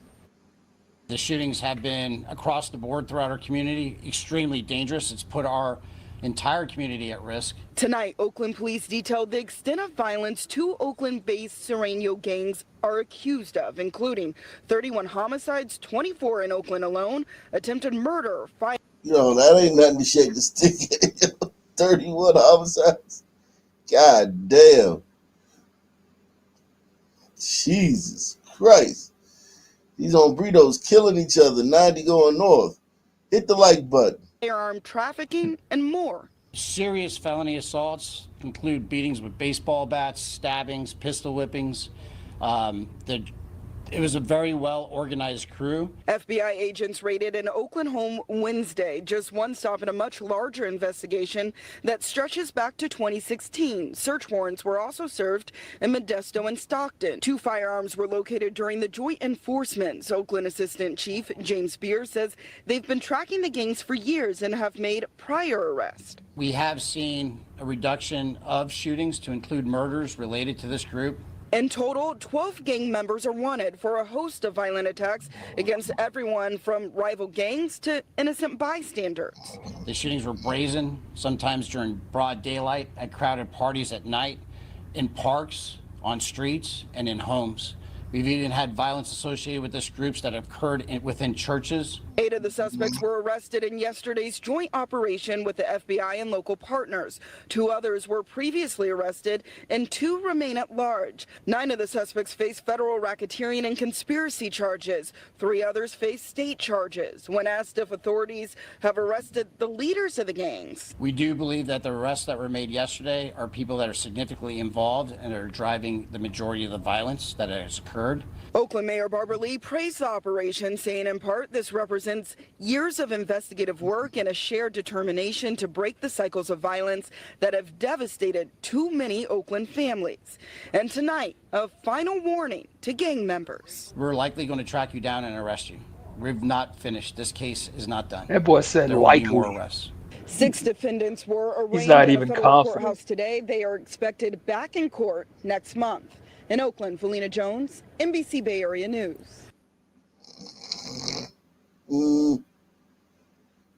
Let's see what else is going on. Let's see what else is going on.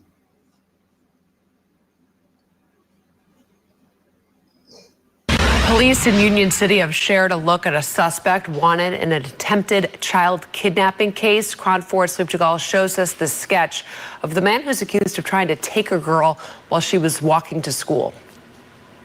Union City Police say investigators have tracked down surveillance video that shows an 11-year-old girl riding a scooter to school last week, but hope the public comes forward with video showing the moment the suspect allegedly attempted to kidnap her. We know we're in good hands. We know our kids are in good hands when the police are involved and actively investigating. Police have released this composite sketch of the suspect.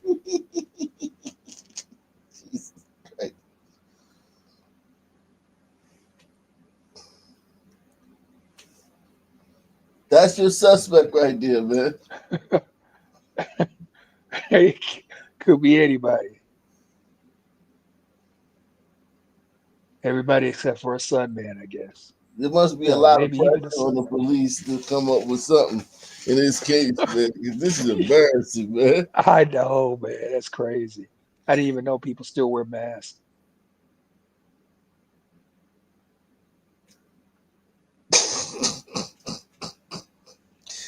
Jesus Christ, man. At around 8:15 last Wednesday morning, the victim tells police the suspect grabbed the hood of her sweatshirt and attempted to pull her while riding her scooter alone in the area of Dyer Street and Meteor Drive. She was headed to Itliong Veracruz Middle School. Police were called and the New Haven Unified School District notified its entire community about the incident with advice for students on how to stay safe. Like making sure they're walking with friends or making sure that they're staying alert and not necessarily listening to AirPods or music. And, and to trust their instincts. If things don't feel right, get out of there. The suspect is described as a heavyset man standing approximately 6 feet tall with dark tan skin and dark brown medium-length hair extending to his ears, and vertical scars or tattoos on both index fingers running from the third to second knuckle. When we first moved here, we wouldn't have thought such a thing possible. The victim tells police that during the encounter, the suspect may have spoken another language. Police say he may also be associated with a dark-colored sedan with rosary beads hanging from the rear-view mirror and possible rear-end damage. It's a pretty close community in Union City, so for stuff like that to happen is really dangerous and weird. At this time, police say this appears to be an isolated case and is not related to any others currently under investigation. In Union City, Philippe Jagal, KRON 4 News. Wow.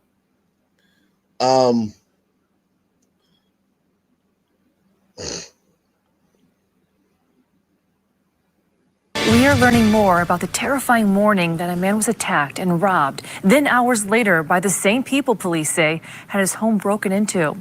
The victim was left unconscious on the sidewalk for hours before. Jesus Christ, man. A lot of strange stories tonight, man. Support the channel. Sponsor the show. Sponsor the show. Last show of the month, man. Sponsor the show, guys. Sponsor the show. Take the pledge. Some denomination. We in the building. Go ahead. What was you about to say, Fisherman? Nothing. No. We are in the building, man. Why ain't you got your Halloween costume on? I'm going trick-or-treating with my kids tomorrow. So I know, but for the show, yeah, you gotta have on something. I'm not wearing the costume. I'm going as me, man. But my kids, they got their little costumes and whatnot. Neighbor found him. Now 2 months later. We are learning more about the terrifying morning that a man was attacked and robbed, then hours later by the same people police say had his home broken into. The victim was left unconscious on the sidewalk for hours before a neighbor found him. Now, 2 months later, 3 teens have been charged with potentially more to come. Tonight, we are hearing from that neighbor as News 8's Adriana Doria brings us an update on the attack and where the investigation stands. Todd Johnson was walking home from the bar, about a 2-mile walk, but he only made it about halfway before he was found unconscious on the sidewalk. Grand Rapids police say that he was randomly attacked before a group of teens then robbed him and broke into his home. The police chief called his injuries egregious and says Johnson almost died. Now he's out of the hospital and slowly recovering, but the call for justice carries on. Just as the sun began to rise on another sweltering mid-August day, Brianna Skolton's attention was drawn to the sidewalk outside her apartment along Lincoln Avenue Northwest. It just was crazy, just waking up and seeing him. He obviously needed help. The morning light illuminated the outline of what looked like a man. Grand Rapids 911, what's the location of your emergency? And even more unnerving was the pool of blood that surrounded him. We need an ambulance right now. There's a man on the ground. There's a guy on the ground. There's blood all over the ground. He's not responding. And his skull is cracked open. There's blood. Then a sign of hope for the man who would for a while be only known as John Doe. He grabbed my hand and I held it and he squeezed my hand a few times and I was like, he's here. He can hear me. He's just not able to respond. It took several hours after that John Doe arrived at the hospital, critically injured with a brain injury, for police to learn his identity, 48-year-old Todd Johnson. And it took days of investigating for Grand Rapids police to learn exactly what happened that morning. We very well could be sitting here talking about a murder today because of the serious injuries that Mr. Johnson sustained. According to newly obtained police reports, Johnson spent the night of August 15th at various bars on Bridge Street. As his night was ending into the early morning hours on the 16th, he went to walk home, a just over 2-mile walk to 8th Street Northwest. But he only made it about halfway, just less than a mile, when police say Johnson was beat up, robbed, and left on the sidewalk unconscious for hours before being rushed to the hospital. Johnson wasn't talking. He couldn't, not while in the ICU with a traumatic brain injury. But his assailants were. Absolutely disgusting. Reports say that the teens recorded the aftermath and talked about what they had done on Snapchat. This is very much a grown-up crime, and it should have adult consequences associated with it. The police report showed that this wasn't the end of these teens' crime spree. It was just the beginning. Police say the young assailants, after leaving Johnson on the sidewalk, then broke into his home. More than 2 hours later, the call to police came in at around 8:21 that morning from an alert neighbor living near Johnson's home on 8th Street Northwest near Colville Avenue. Well, the whole situation just did not look right. The neighbor did not want to be identified, but told News 8 she was alerted by her barking dog about what was going on across the street. Her Ring doorbell video she provided to News 8 shows the teens, some in masks, walking away from Johnson's home. I looked across the street to where Todd lives, and I saw 3 young teenage gentlemen coming from behind his house, and then 3 more. So there was a total of 6 leaving his house. And what did the men look like? What did they look like, man? Walking towards that vehicle that was parked across the street. When police arrived, they found the home ransacked with, quote, multiple drawers and cabinets left open. No suspects were found on scene, nor was the homeowner. Police were unaware at the time that the homeowner was undergoing emergency surgery 4 miles away at Butterworth Hospital. In the ensuing days, police interviewed neighbors and reviewed home surveillance video. They also got search warrants for phones belonging to the suspects. One of the phones showed a video of Johnson on the ground, quote, with a large pool of blood beneath his head. Detectives also found a Snapchat message sent among that group that stated they had, quote, hit that racial slur so hard he fell and hit his head on the cement hard ASF. Hit that racial slur so hard. Oh my God. They should have just said ninja or something. Racial slur. It's insane, man. This is crazy. We know it was niggas. Neighbors and reviewed home surveillance video. They also got search warrants for phones belonging to the suspects. One of the phones showed a video of Johnson on the ground, quote, with a large pool of blood beneath his head. Detectives also found a Snapchat message sent among that group that stated they had, quote, hit that racial slur so hard he fell and hit his head on the cement hard ASF. Police interviewed one suspect who told them everything that happened. He told police they thought Johnson was checking car door handles while he was walking on the sidewalk, and one of the teens said he was going to, quote, knock him out and ran towards Johnson. Johnson then fled, but they caught up to him, and the beating commenced. Just a lack of appreciation for human life, I think, is what it comes down to. One of the teens said they decided to, quote, go on a mission to raid Johnson's home and steal his car. They had gotten his address from his stolen ID. We want to make sure that the message is clear that they are did not get away with it, they will not get away with it, and we're going to keep pushing until we hold these young people accountable. Johnson continues to recover, and those in the neighborhood, as well as the neighborhood where he was found, still remain unnerved and uneasy. You already are on edge around here, like thinking about like adults, and then thinking it's like kids that beat him up and made him in that condition is insane. Like kids younger than me, like I'm 24, and just like that's insane. The case. Yo, black kids can fuck you up, man. Little black kids, 15 years old, fuck you all the way up. Remains under investigation, and Winstrom says he believes there are still more suspects that haven't been charged. At the time of the incident, one teen was charged with aggravated assault, receiving and concealing a vehicle, and illegal use of a financial transaction device. As of Tuesday, 2 other teens were charged in connection to the burglary. Charges related to the car theft, larceny of a person, and third-degree home invasion. Due to the fact that they are juveniles, their identities, names, and ages have not been released to us. And I know at the time we had talked, and you and the family were pushing for adult charges. Do you still stand by that? Yeah, I do. I think I think adult charges are appropriate in this case, and I think that there is a path to get there. Meanwhile, Todd's family says he is making progress in his recovery, but still has no memory of what happened. The wound on his head, I'll never get that out of my head, you know. I'm just glad I could be there. This should not have happened. And for what? To be cool? To be funny? You almost took somebody's life, somebody's son, somebody's brother. It's just very sad. These past few months, I have been talking with Johnson's family, who says they are focusing on Todd's recovery at this time. They've been fearful of retaliation and don't want to do interviews at this time, but they say he is getting better each day. Now, they say it's still unclear if he will ever get back to the Todd that he used to be, so certainly a long road of recovery ahead.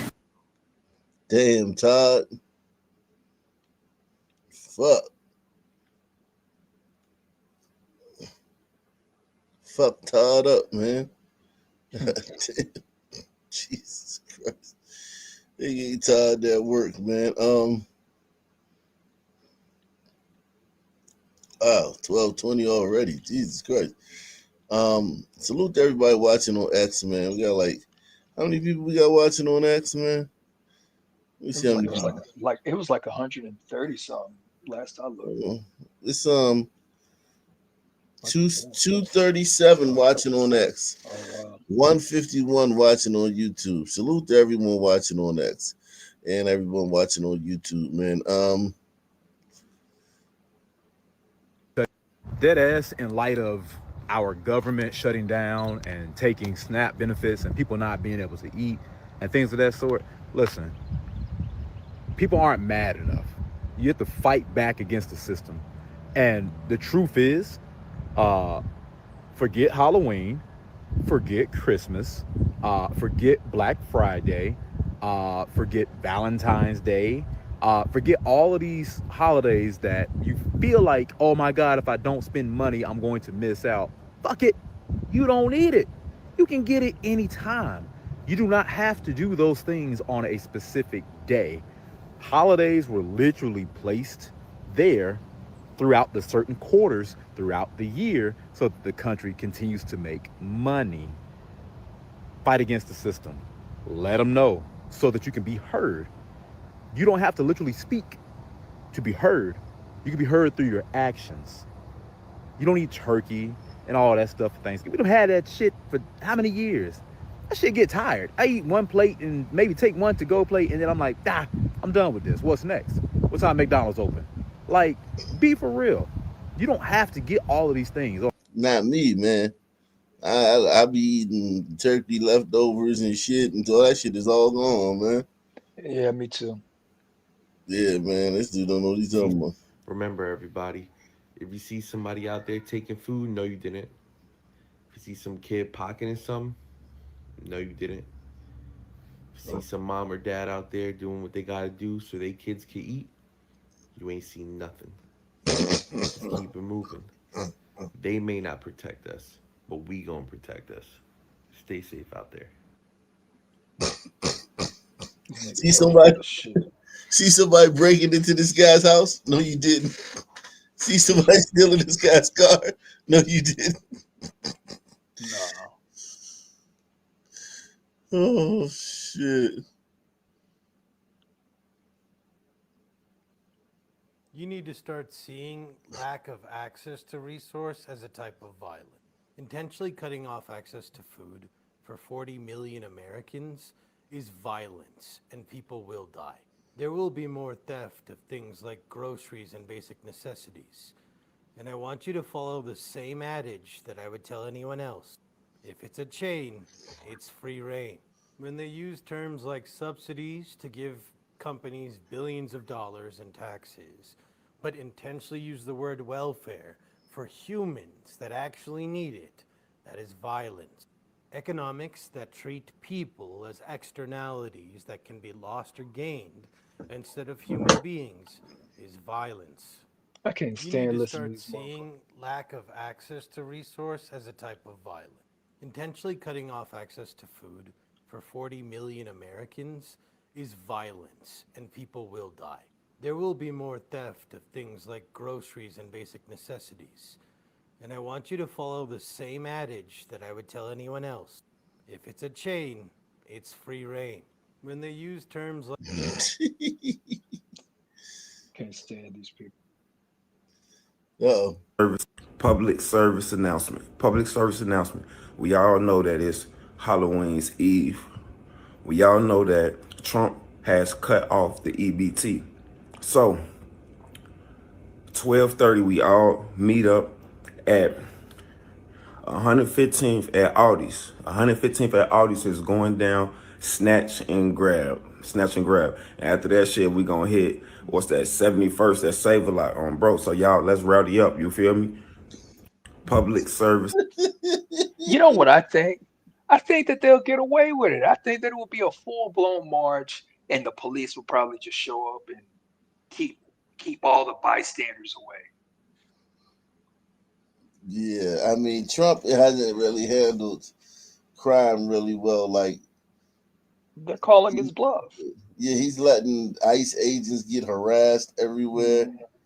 Like, those people should be fucking in prison. Those people should be doing prison time that are fucking harassing ICE agents. Yeah, he's letting a lot of shit. It looks good with the National Guard in certain cities, but he's really being like soft on crime. So yeah, I would believe that they're gonna probably take advantage of this shit and do whatever the fuck they want to do. Yeah, that's what I said. Crime wave is coming, man. Because these people are like, they're coddled, they're entitled. Yeah, they're fat. Even if Trump does, I could just see it now. Like, let's just say they do some dumbass shit, like they set up some what do they call it? What did they used to do that? Those flash mobs. How them Sun teens used to do. They'll set something like that up at some Aldi's or Walmart or something like that, and then Trump comes in there full of like 30 cops. Man, I could just imagine how media will still spin it and make all those people steal it, make them the victim. Yeah, I mean, these are local issues though. Like, this isn't even Trump. I'm talking about, like, when I talk about, it's gonna be a wave of crime. So that's gonna be something that needs to be addressed. nationwide. But these little each individual incidents is going to have to be handled by the local police department. One thing that people need to understand about these SNAP benefits being cut is that 42 million people are going to be affected.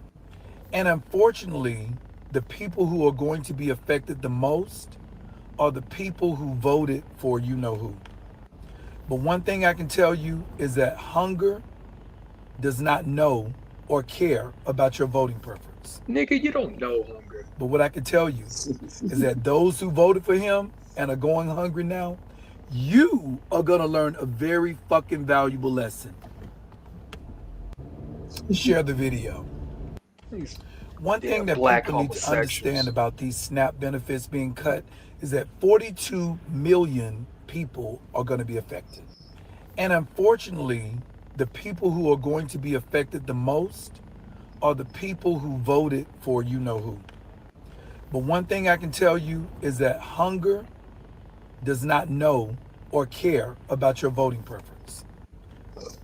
But what I can tell you is that those who voted for him and are going hungry now, you are going to learn a very fucking valuable lesson. Man, these people get on my nerves. Oh my God, it is. All the leftists and liberals who are saying, I'm not going to donate because what if it goes to a MAGA family and this is what they voted for, they deserve what they voted for. You sound exactly like them when they don't support food assistance programs because what if it goes to people who are taking advantage of it? What if it goes to a MAGA family? Jesus Christ. These people are sick, yo. Hey, just to let y'all know, if you see me in the grocery store and you didn't get your SNAP because the government shut down and your kids are hungry and you need to steal some food, I've created a distraction. Just holler at me. Hey, just to let you... Oh, God. It's going to be interesting to see what kind of food they're stealing, too. You know what I mean? Are they going to be stealing vegetables or are they going to be stealing, like, fucking ho-hos and grape drink and shit? Yeah, they're gonna be stealing Gusher fruit candy and Rice Krispie treat cereal. Right. Straight diabetes and shit. The government shutting down isn't the problem. The problem is y'all depend on the government. Who said that? Oh Lord, I thought we had a base Keisha. Guess not. The government.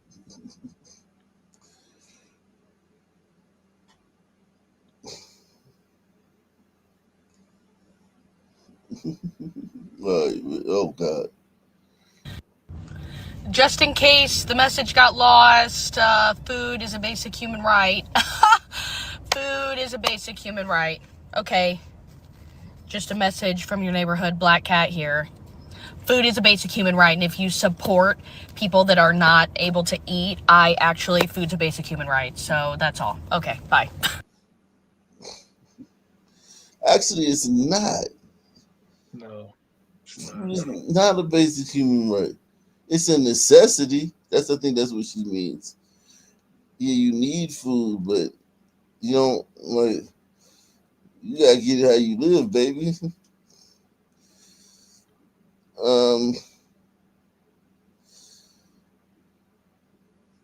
Jeez.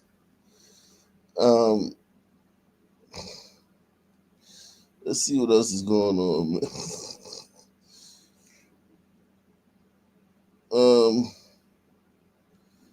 Let's see what else is going on. Salute to everybody out there, man. Sponsor tonight's show. Take a moment to sponsor tonight's show either via PayPal, Cash App, or the Super Chat, guys.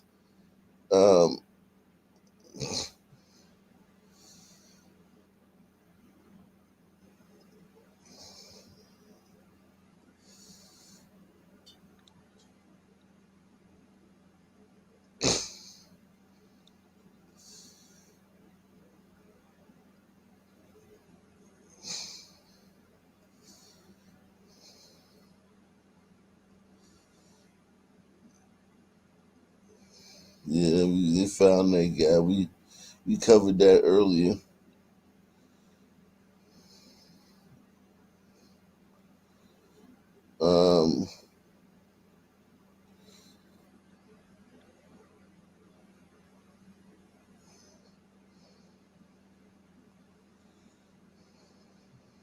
Jesus Christ.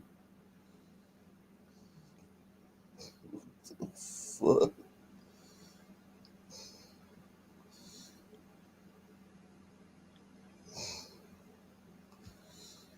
New at 4, Sandy Springs has terminated an officer after he allegedly used the city's cameras and surveillance system for his own personal gain. Channel 2's Michael Dowden has been digging into the report, and it shows the former officer may have committed corporate espionage. Yeah, this investigation centers around flock cameras. They give officers a real-time look at what's going on while also being license plate readers. But the investigation found that this officer may have been using this technology to benefit himself and his other job. Flock cameras, always watching, tracking, a tool built on trust. It's an invaluable tool for law enforcement to actually solve cases, homicide cases, sexual assault cases. But a recent investigation shows the trust may have been betrayed. It alleges that over the course of months, Sandy Springs Police Reserve Sergeant Francis Esposito used his Sandy Springs Flock login to run license plates, gather data, all for another job. The data is the gold mine for literally any startup, any company that is trying to grow. The investigation concluded that Esposito may have violated multiple Georgia laws, including corporate espionage. I think that this officer probably understood the rules and understood what he was doing was wrong. Now, in an email, Mr. Esposito's other employer, Signal 8, said in part, quote, "At no point did Mr. Esposito share, transmit, or transfer data from Flock Safety or the City of Sandy Springs to Signal 8 systems." However, the whistleblower who started this investigation was a former Signal 8 executive who told investigators that the data from Flock was used for beta testing and validation of the product. It's clearly a violation of policy and perhaps state law. And the concern is that what else the technology could be used for and who is watching the watchers. Without the guardrails, I mean, the whole system is going to fall apart. Now, after this termination, Sandy...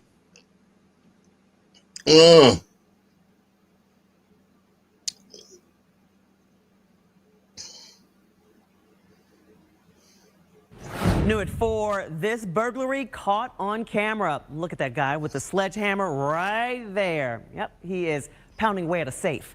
The business owners say it cost him thousands. Channel 2's Gwinnett County Bureau Chief Matt Johnson's live near Duluth, and this man told you he lost more than just money, Matt. That's right. He says he lost employees after this alarming break-in that left the back door shattered here and even more damage inside. The owner told me it's been an absolute nightmare since this happened. It has affected the business in a drastic way. When an early morning break-in shattered glass at Dreams Restaurant and Lounge, it shattered something else here too, peace of mind. Made a lot of employees feel unsafe. Made a lot of the community question, is it a safe place to be? The owner shared surveillance video that captures 5 people smashing the back door just before 5 o'clock in the morning on October 8th near Duluth. The suspects swung a mallet to try and crack open a safe while they destroyed 3 cameras and motion sensors on Market Street. I'm getting up in the middle of the night, checking my cameras every 30 to 45 minutes just to make sure nobody didn't come back and do more damage. Gwinnett County Police haven't announced any arrests, while the owner hopes that this group of suspects is caught before they target more businesses. I pray that no other business, big or small, has to go through this type of incident. He says the costly damage to the door and security equipment, along with 5 employees quitting, forced his hand to close down. We'll be closing down. 5 employees quit. Let me count something. 1, 2, 3, 4, 5. They were smart.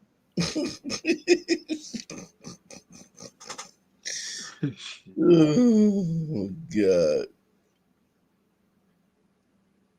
Black-owned businesses, man. I thought y'all was gonna look out for the black-owned business, man, when y'all out here doing y'all thing. So let me guess. Let me say this. All the threats we get for for looting and stealing because of EBT, SNAP being cut off, right? Yep. Do white liberals get to rob black-owned businesses? Yeah, I think they do. Yeah, man. White liberals should be able to rob black-owned businesses, man.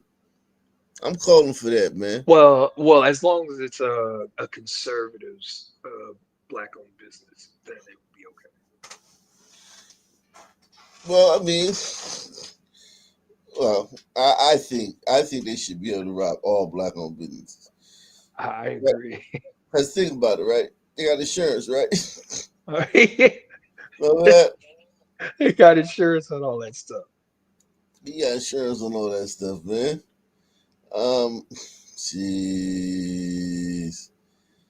These people, man. Whew. After the Halloween weekend, to just regroup and trying to figure something else out. A frustrating ending after 3 years, and he struggles to understand why people would do something like this when we do nothing but provide, free entry and big events for the community. It makes no sense. So this weekend will be the last one here. The owner says this is the first major incident that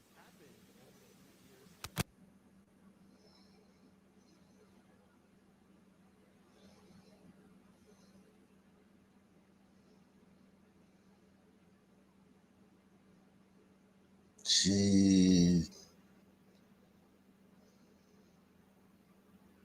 A major drug bust connected to Washington Square Park. Federal prosecutors have filed charges against 19 people, accusing them of running an open-air drug market. All right, Fox 5's Lisa Evers live in the newsroom with a breakdown of the charges. Lisa. Well, Stephen, Natasha, 19 suspected heroin and fentanyl dealers from 2 different alleged criminal organizations have been arrested for deadly drugs they sold in and around Washington Square Park. The feds say the indictments are an attempt to hold drug dealers responsible for the overdose deaths they caused. One of the victims, the feds say, was the grandson of famous Hollywood actor Robert De Niro. Now, feds say the 2 criminal organizations, one a subset of the Bloods gang and the other run by a man who allegedly had been selling drugs in Washington Square Park for 25 years. The defendants have collectively been arrested on drug charges at least 80 times since 2020. And according to the indictment, police have responded to more than 65 apparent drug overdoses in the area during the past 5 years. Prosecutors saying there were 3,000 overdose-related deaths in 2023 from fentanyl, and fentanyl was responsible for 80% of them. Many of the victims were teenagers. Fentanyl destroys lives and tears families apart. It poisons our communities, and it is especially dangerous for the young people in our city. The tragic deaths at the heart of today's cases are every parent's nightmare. These deaths show how drug trafficking impacts victims from across all economic and social backgrounds. New Yorkers want this stopped, and they want the dealers and suppliers to be brought to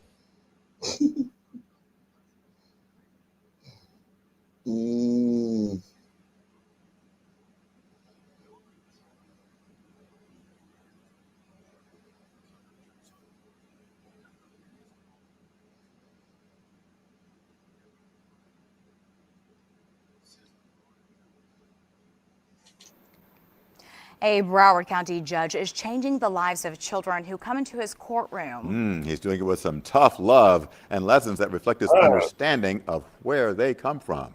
CBS News Miami's Tanya Francois recently visited his courtroom. Take a left. Get close to your mama. Look in her eyes. Nobody else cares about you but your mama. On a Wednesday in Broward County Juvenile Court, Judge Elijah Williams addresses Kenosha Taylor and her son Angelo. This is not the first time the mother and son have been in his courtroom in the last 3 years. With her permission, we are showing his face. What brought me here is my son is on the spectrum, so he has what's called or referred to simply as meltdowns. She said one of those meltdowns led to Angelo assaulting her. Angelo was here for sentencing. Judge Williams allowed his mom to add her own conditions. I'm going to allow Judge Williams to tell you what you're going to do, how you're going to do it, and when you're going to do it, because apparently you don't like listening to me and your dad. Judge Williams is the longest serving circuit court judge in Broward County. A former Air Force captain, he's bringing military discipline to the lives of children accused of crimes. Mom, you listen to me, you listen to me very well. Your son is charged with shooting a loaded gun into a house with people inside of it. Okay, that's not a mistake. Week after week, family after family, it's this judge's mission to turn lives around before it's too late. Something about you I like. Is this your first offense? Okay, is this your first offense? And is this your last offense? All right. I need to warn you, you're not a U.S. citizen, they're going to deport you. Do you understand? Judge Williams was born and raised right here in Fort Lauderdale. It was actually here at the Dixie Court Apartments. It's less than 2 miles from his current courtroom. And he says this is why he so easily relates to the kids who come before him. When I look out into that box, I see myself. I'm not going to kid you. I see a young Elijah Williams. And if a guy like me could make it in this community from a government housing project, any of those kids could make it. Judge Williams says he feels an obligation to save the kids who come before him. You have a passion for kids? Not really. I wish I could tell you that I love kids. It's not a passion for children. My only job is to ensure that each child reaches their potential. This is an intellectual game. For Taylor, she says what she sees in Judge Williams' courtroom is love. I can tell that he loves these kids because I love how he tries to get, he tries his best to make sure that all the facts are given so that he can give these kids a fair chance. Do you think you're a better person because of Judge Williams and the decision? Yes, ma'am. In Fort Lauderdale, Tanya Francois, CBS News, Miami.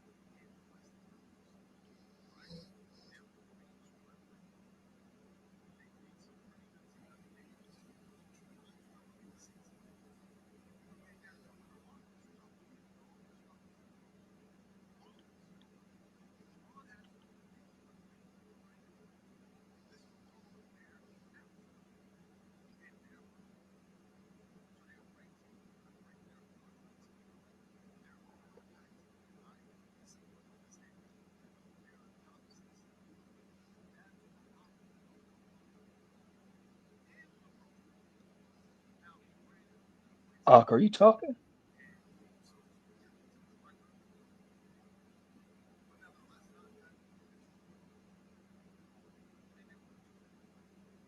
Can't hear anything.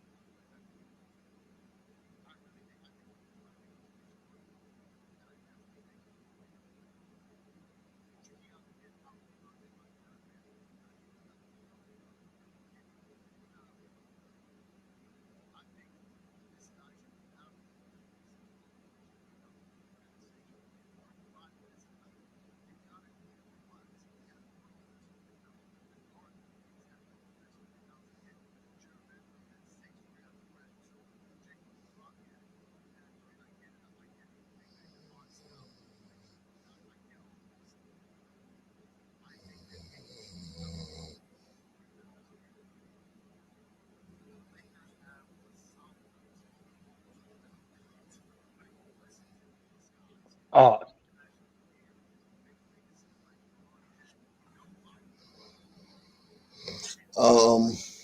Let's see what else going on here, man.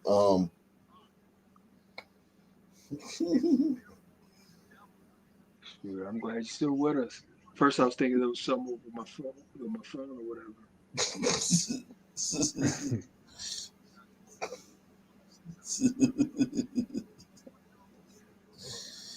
Man. Shocking video showing a swarming attack at ASU's campus in Tempe. The incident happened on September 28th, and court records say it started in a dorm room where the victim was hanging out with a friend. A group of males unknown to the victim showed up, and one of them allegedly shoulder-checked the victim, leading to a brief verbal altercation. That group then left the dorm room, and when the victim later left, surveillance video shows the group noticing him, crossing the street near Lemon Street in McAllister Avenue to confront him. One suspect is seen throwing the first punch, and as the victim defends himself, another suspect joins in, pulling him to the ground. The victim fell on his back, which is when more suspects jump in, taking turns punching and stomp kicking him repeatedly, even holding the victim down while they did it. The attack was described in court. Surveillance video of the incident that shows Mr. Young at one point when the victim is on the ground stomping on the victim's head. Records show the victim was hospitalized, sustaining a broken nose and a head injury. He was admitted into the intensive care unit. The ASU Police Department is handling the investigation, so far arresting 4 people, 1 juvenile, and 19-year-old Jaden Malik Smith, 18-year-old Donnell Young, and 18-year-old Justin Michael Otis. They're facing aggravated assault charges, and during initial appearances before a judge, the prosecutor explaining they recommend they also be charged with swarming, a new type of crime created under Preston's law, where 3 or more people attack one person, named in honor of Preston Lord, who was killed in a group attack 2 years ago. Maricopa County Sheriff's Office booking system has not been updated yet. 12 News has learned one of the suspects, Justin Otis, is the son of a former Maricopa County judge who is now an employee with the Maricopa County Attorney's Office. It's why they're turning the case over to the Coconino County Attorney's Office due to the conflict of interest. We tried speaking with the Otis family over the phone on Wednesday. I'm calling regarding a case involving her son, Justin, but we're told they had no comment. Otis was the only one of the 3 adult suspects who appeared with an attorney during his first court proceeding. Mr. Otis does not know this individual. The other individuals were older than him. He was with them.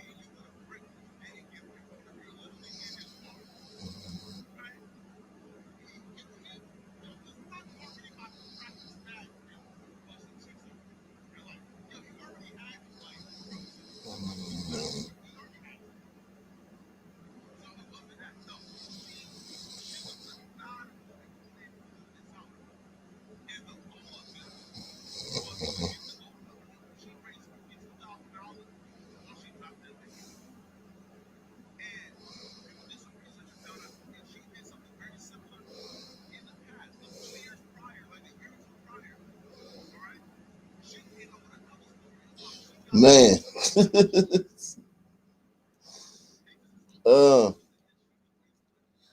Yeah, man, this has been a great show, man. This has been a Welcome wild, back. yeah, wild show. Wild show, man. Is today the 30th or the 31st? Today's the 30th. Well, 31st now. Or yeah. Okay, so we got one more show. We got let me go ahead and we can probably should end it right here, man. Rather than fucking going to fucking keep falling asleep and shit, man. I hear you out. Yeah, man. Daytime show tomorrow though, man. Daytime show tomorrow. Oh yeah, trick or treating tomorrow. That's right. It'll be trick or treat. It may be a morning show tomorrow. Because they're gonna be trick or treating, yeah. So I'm gonna try to do morning and night tomorrow, man. Salute to everybody out there. Same black time, same black channel. I'm out of here, man. Peace.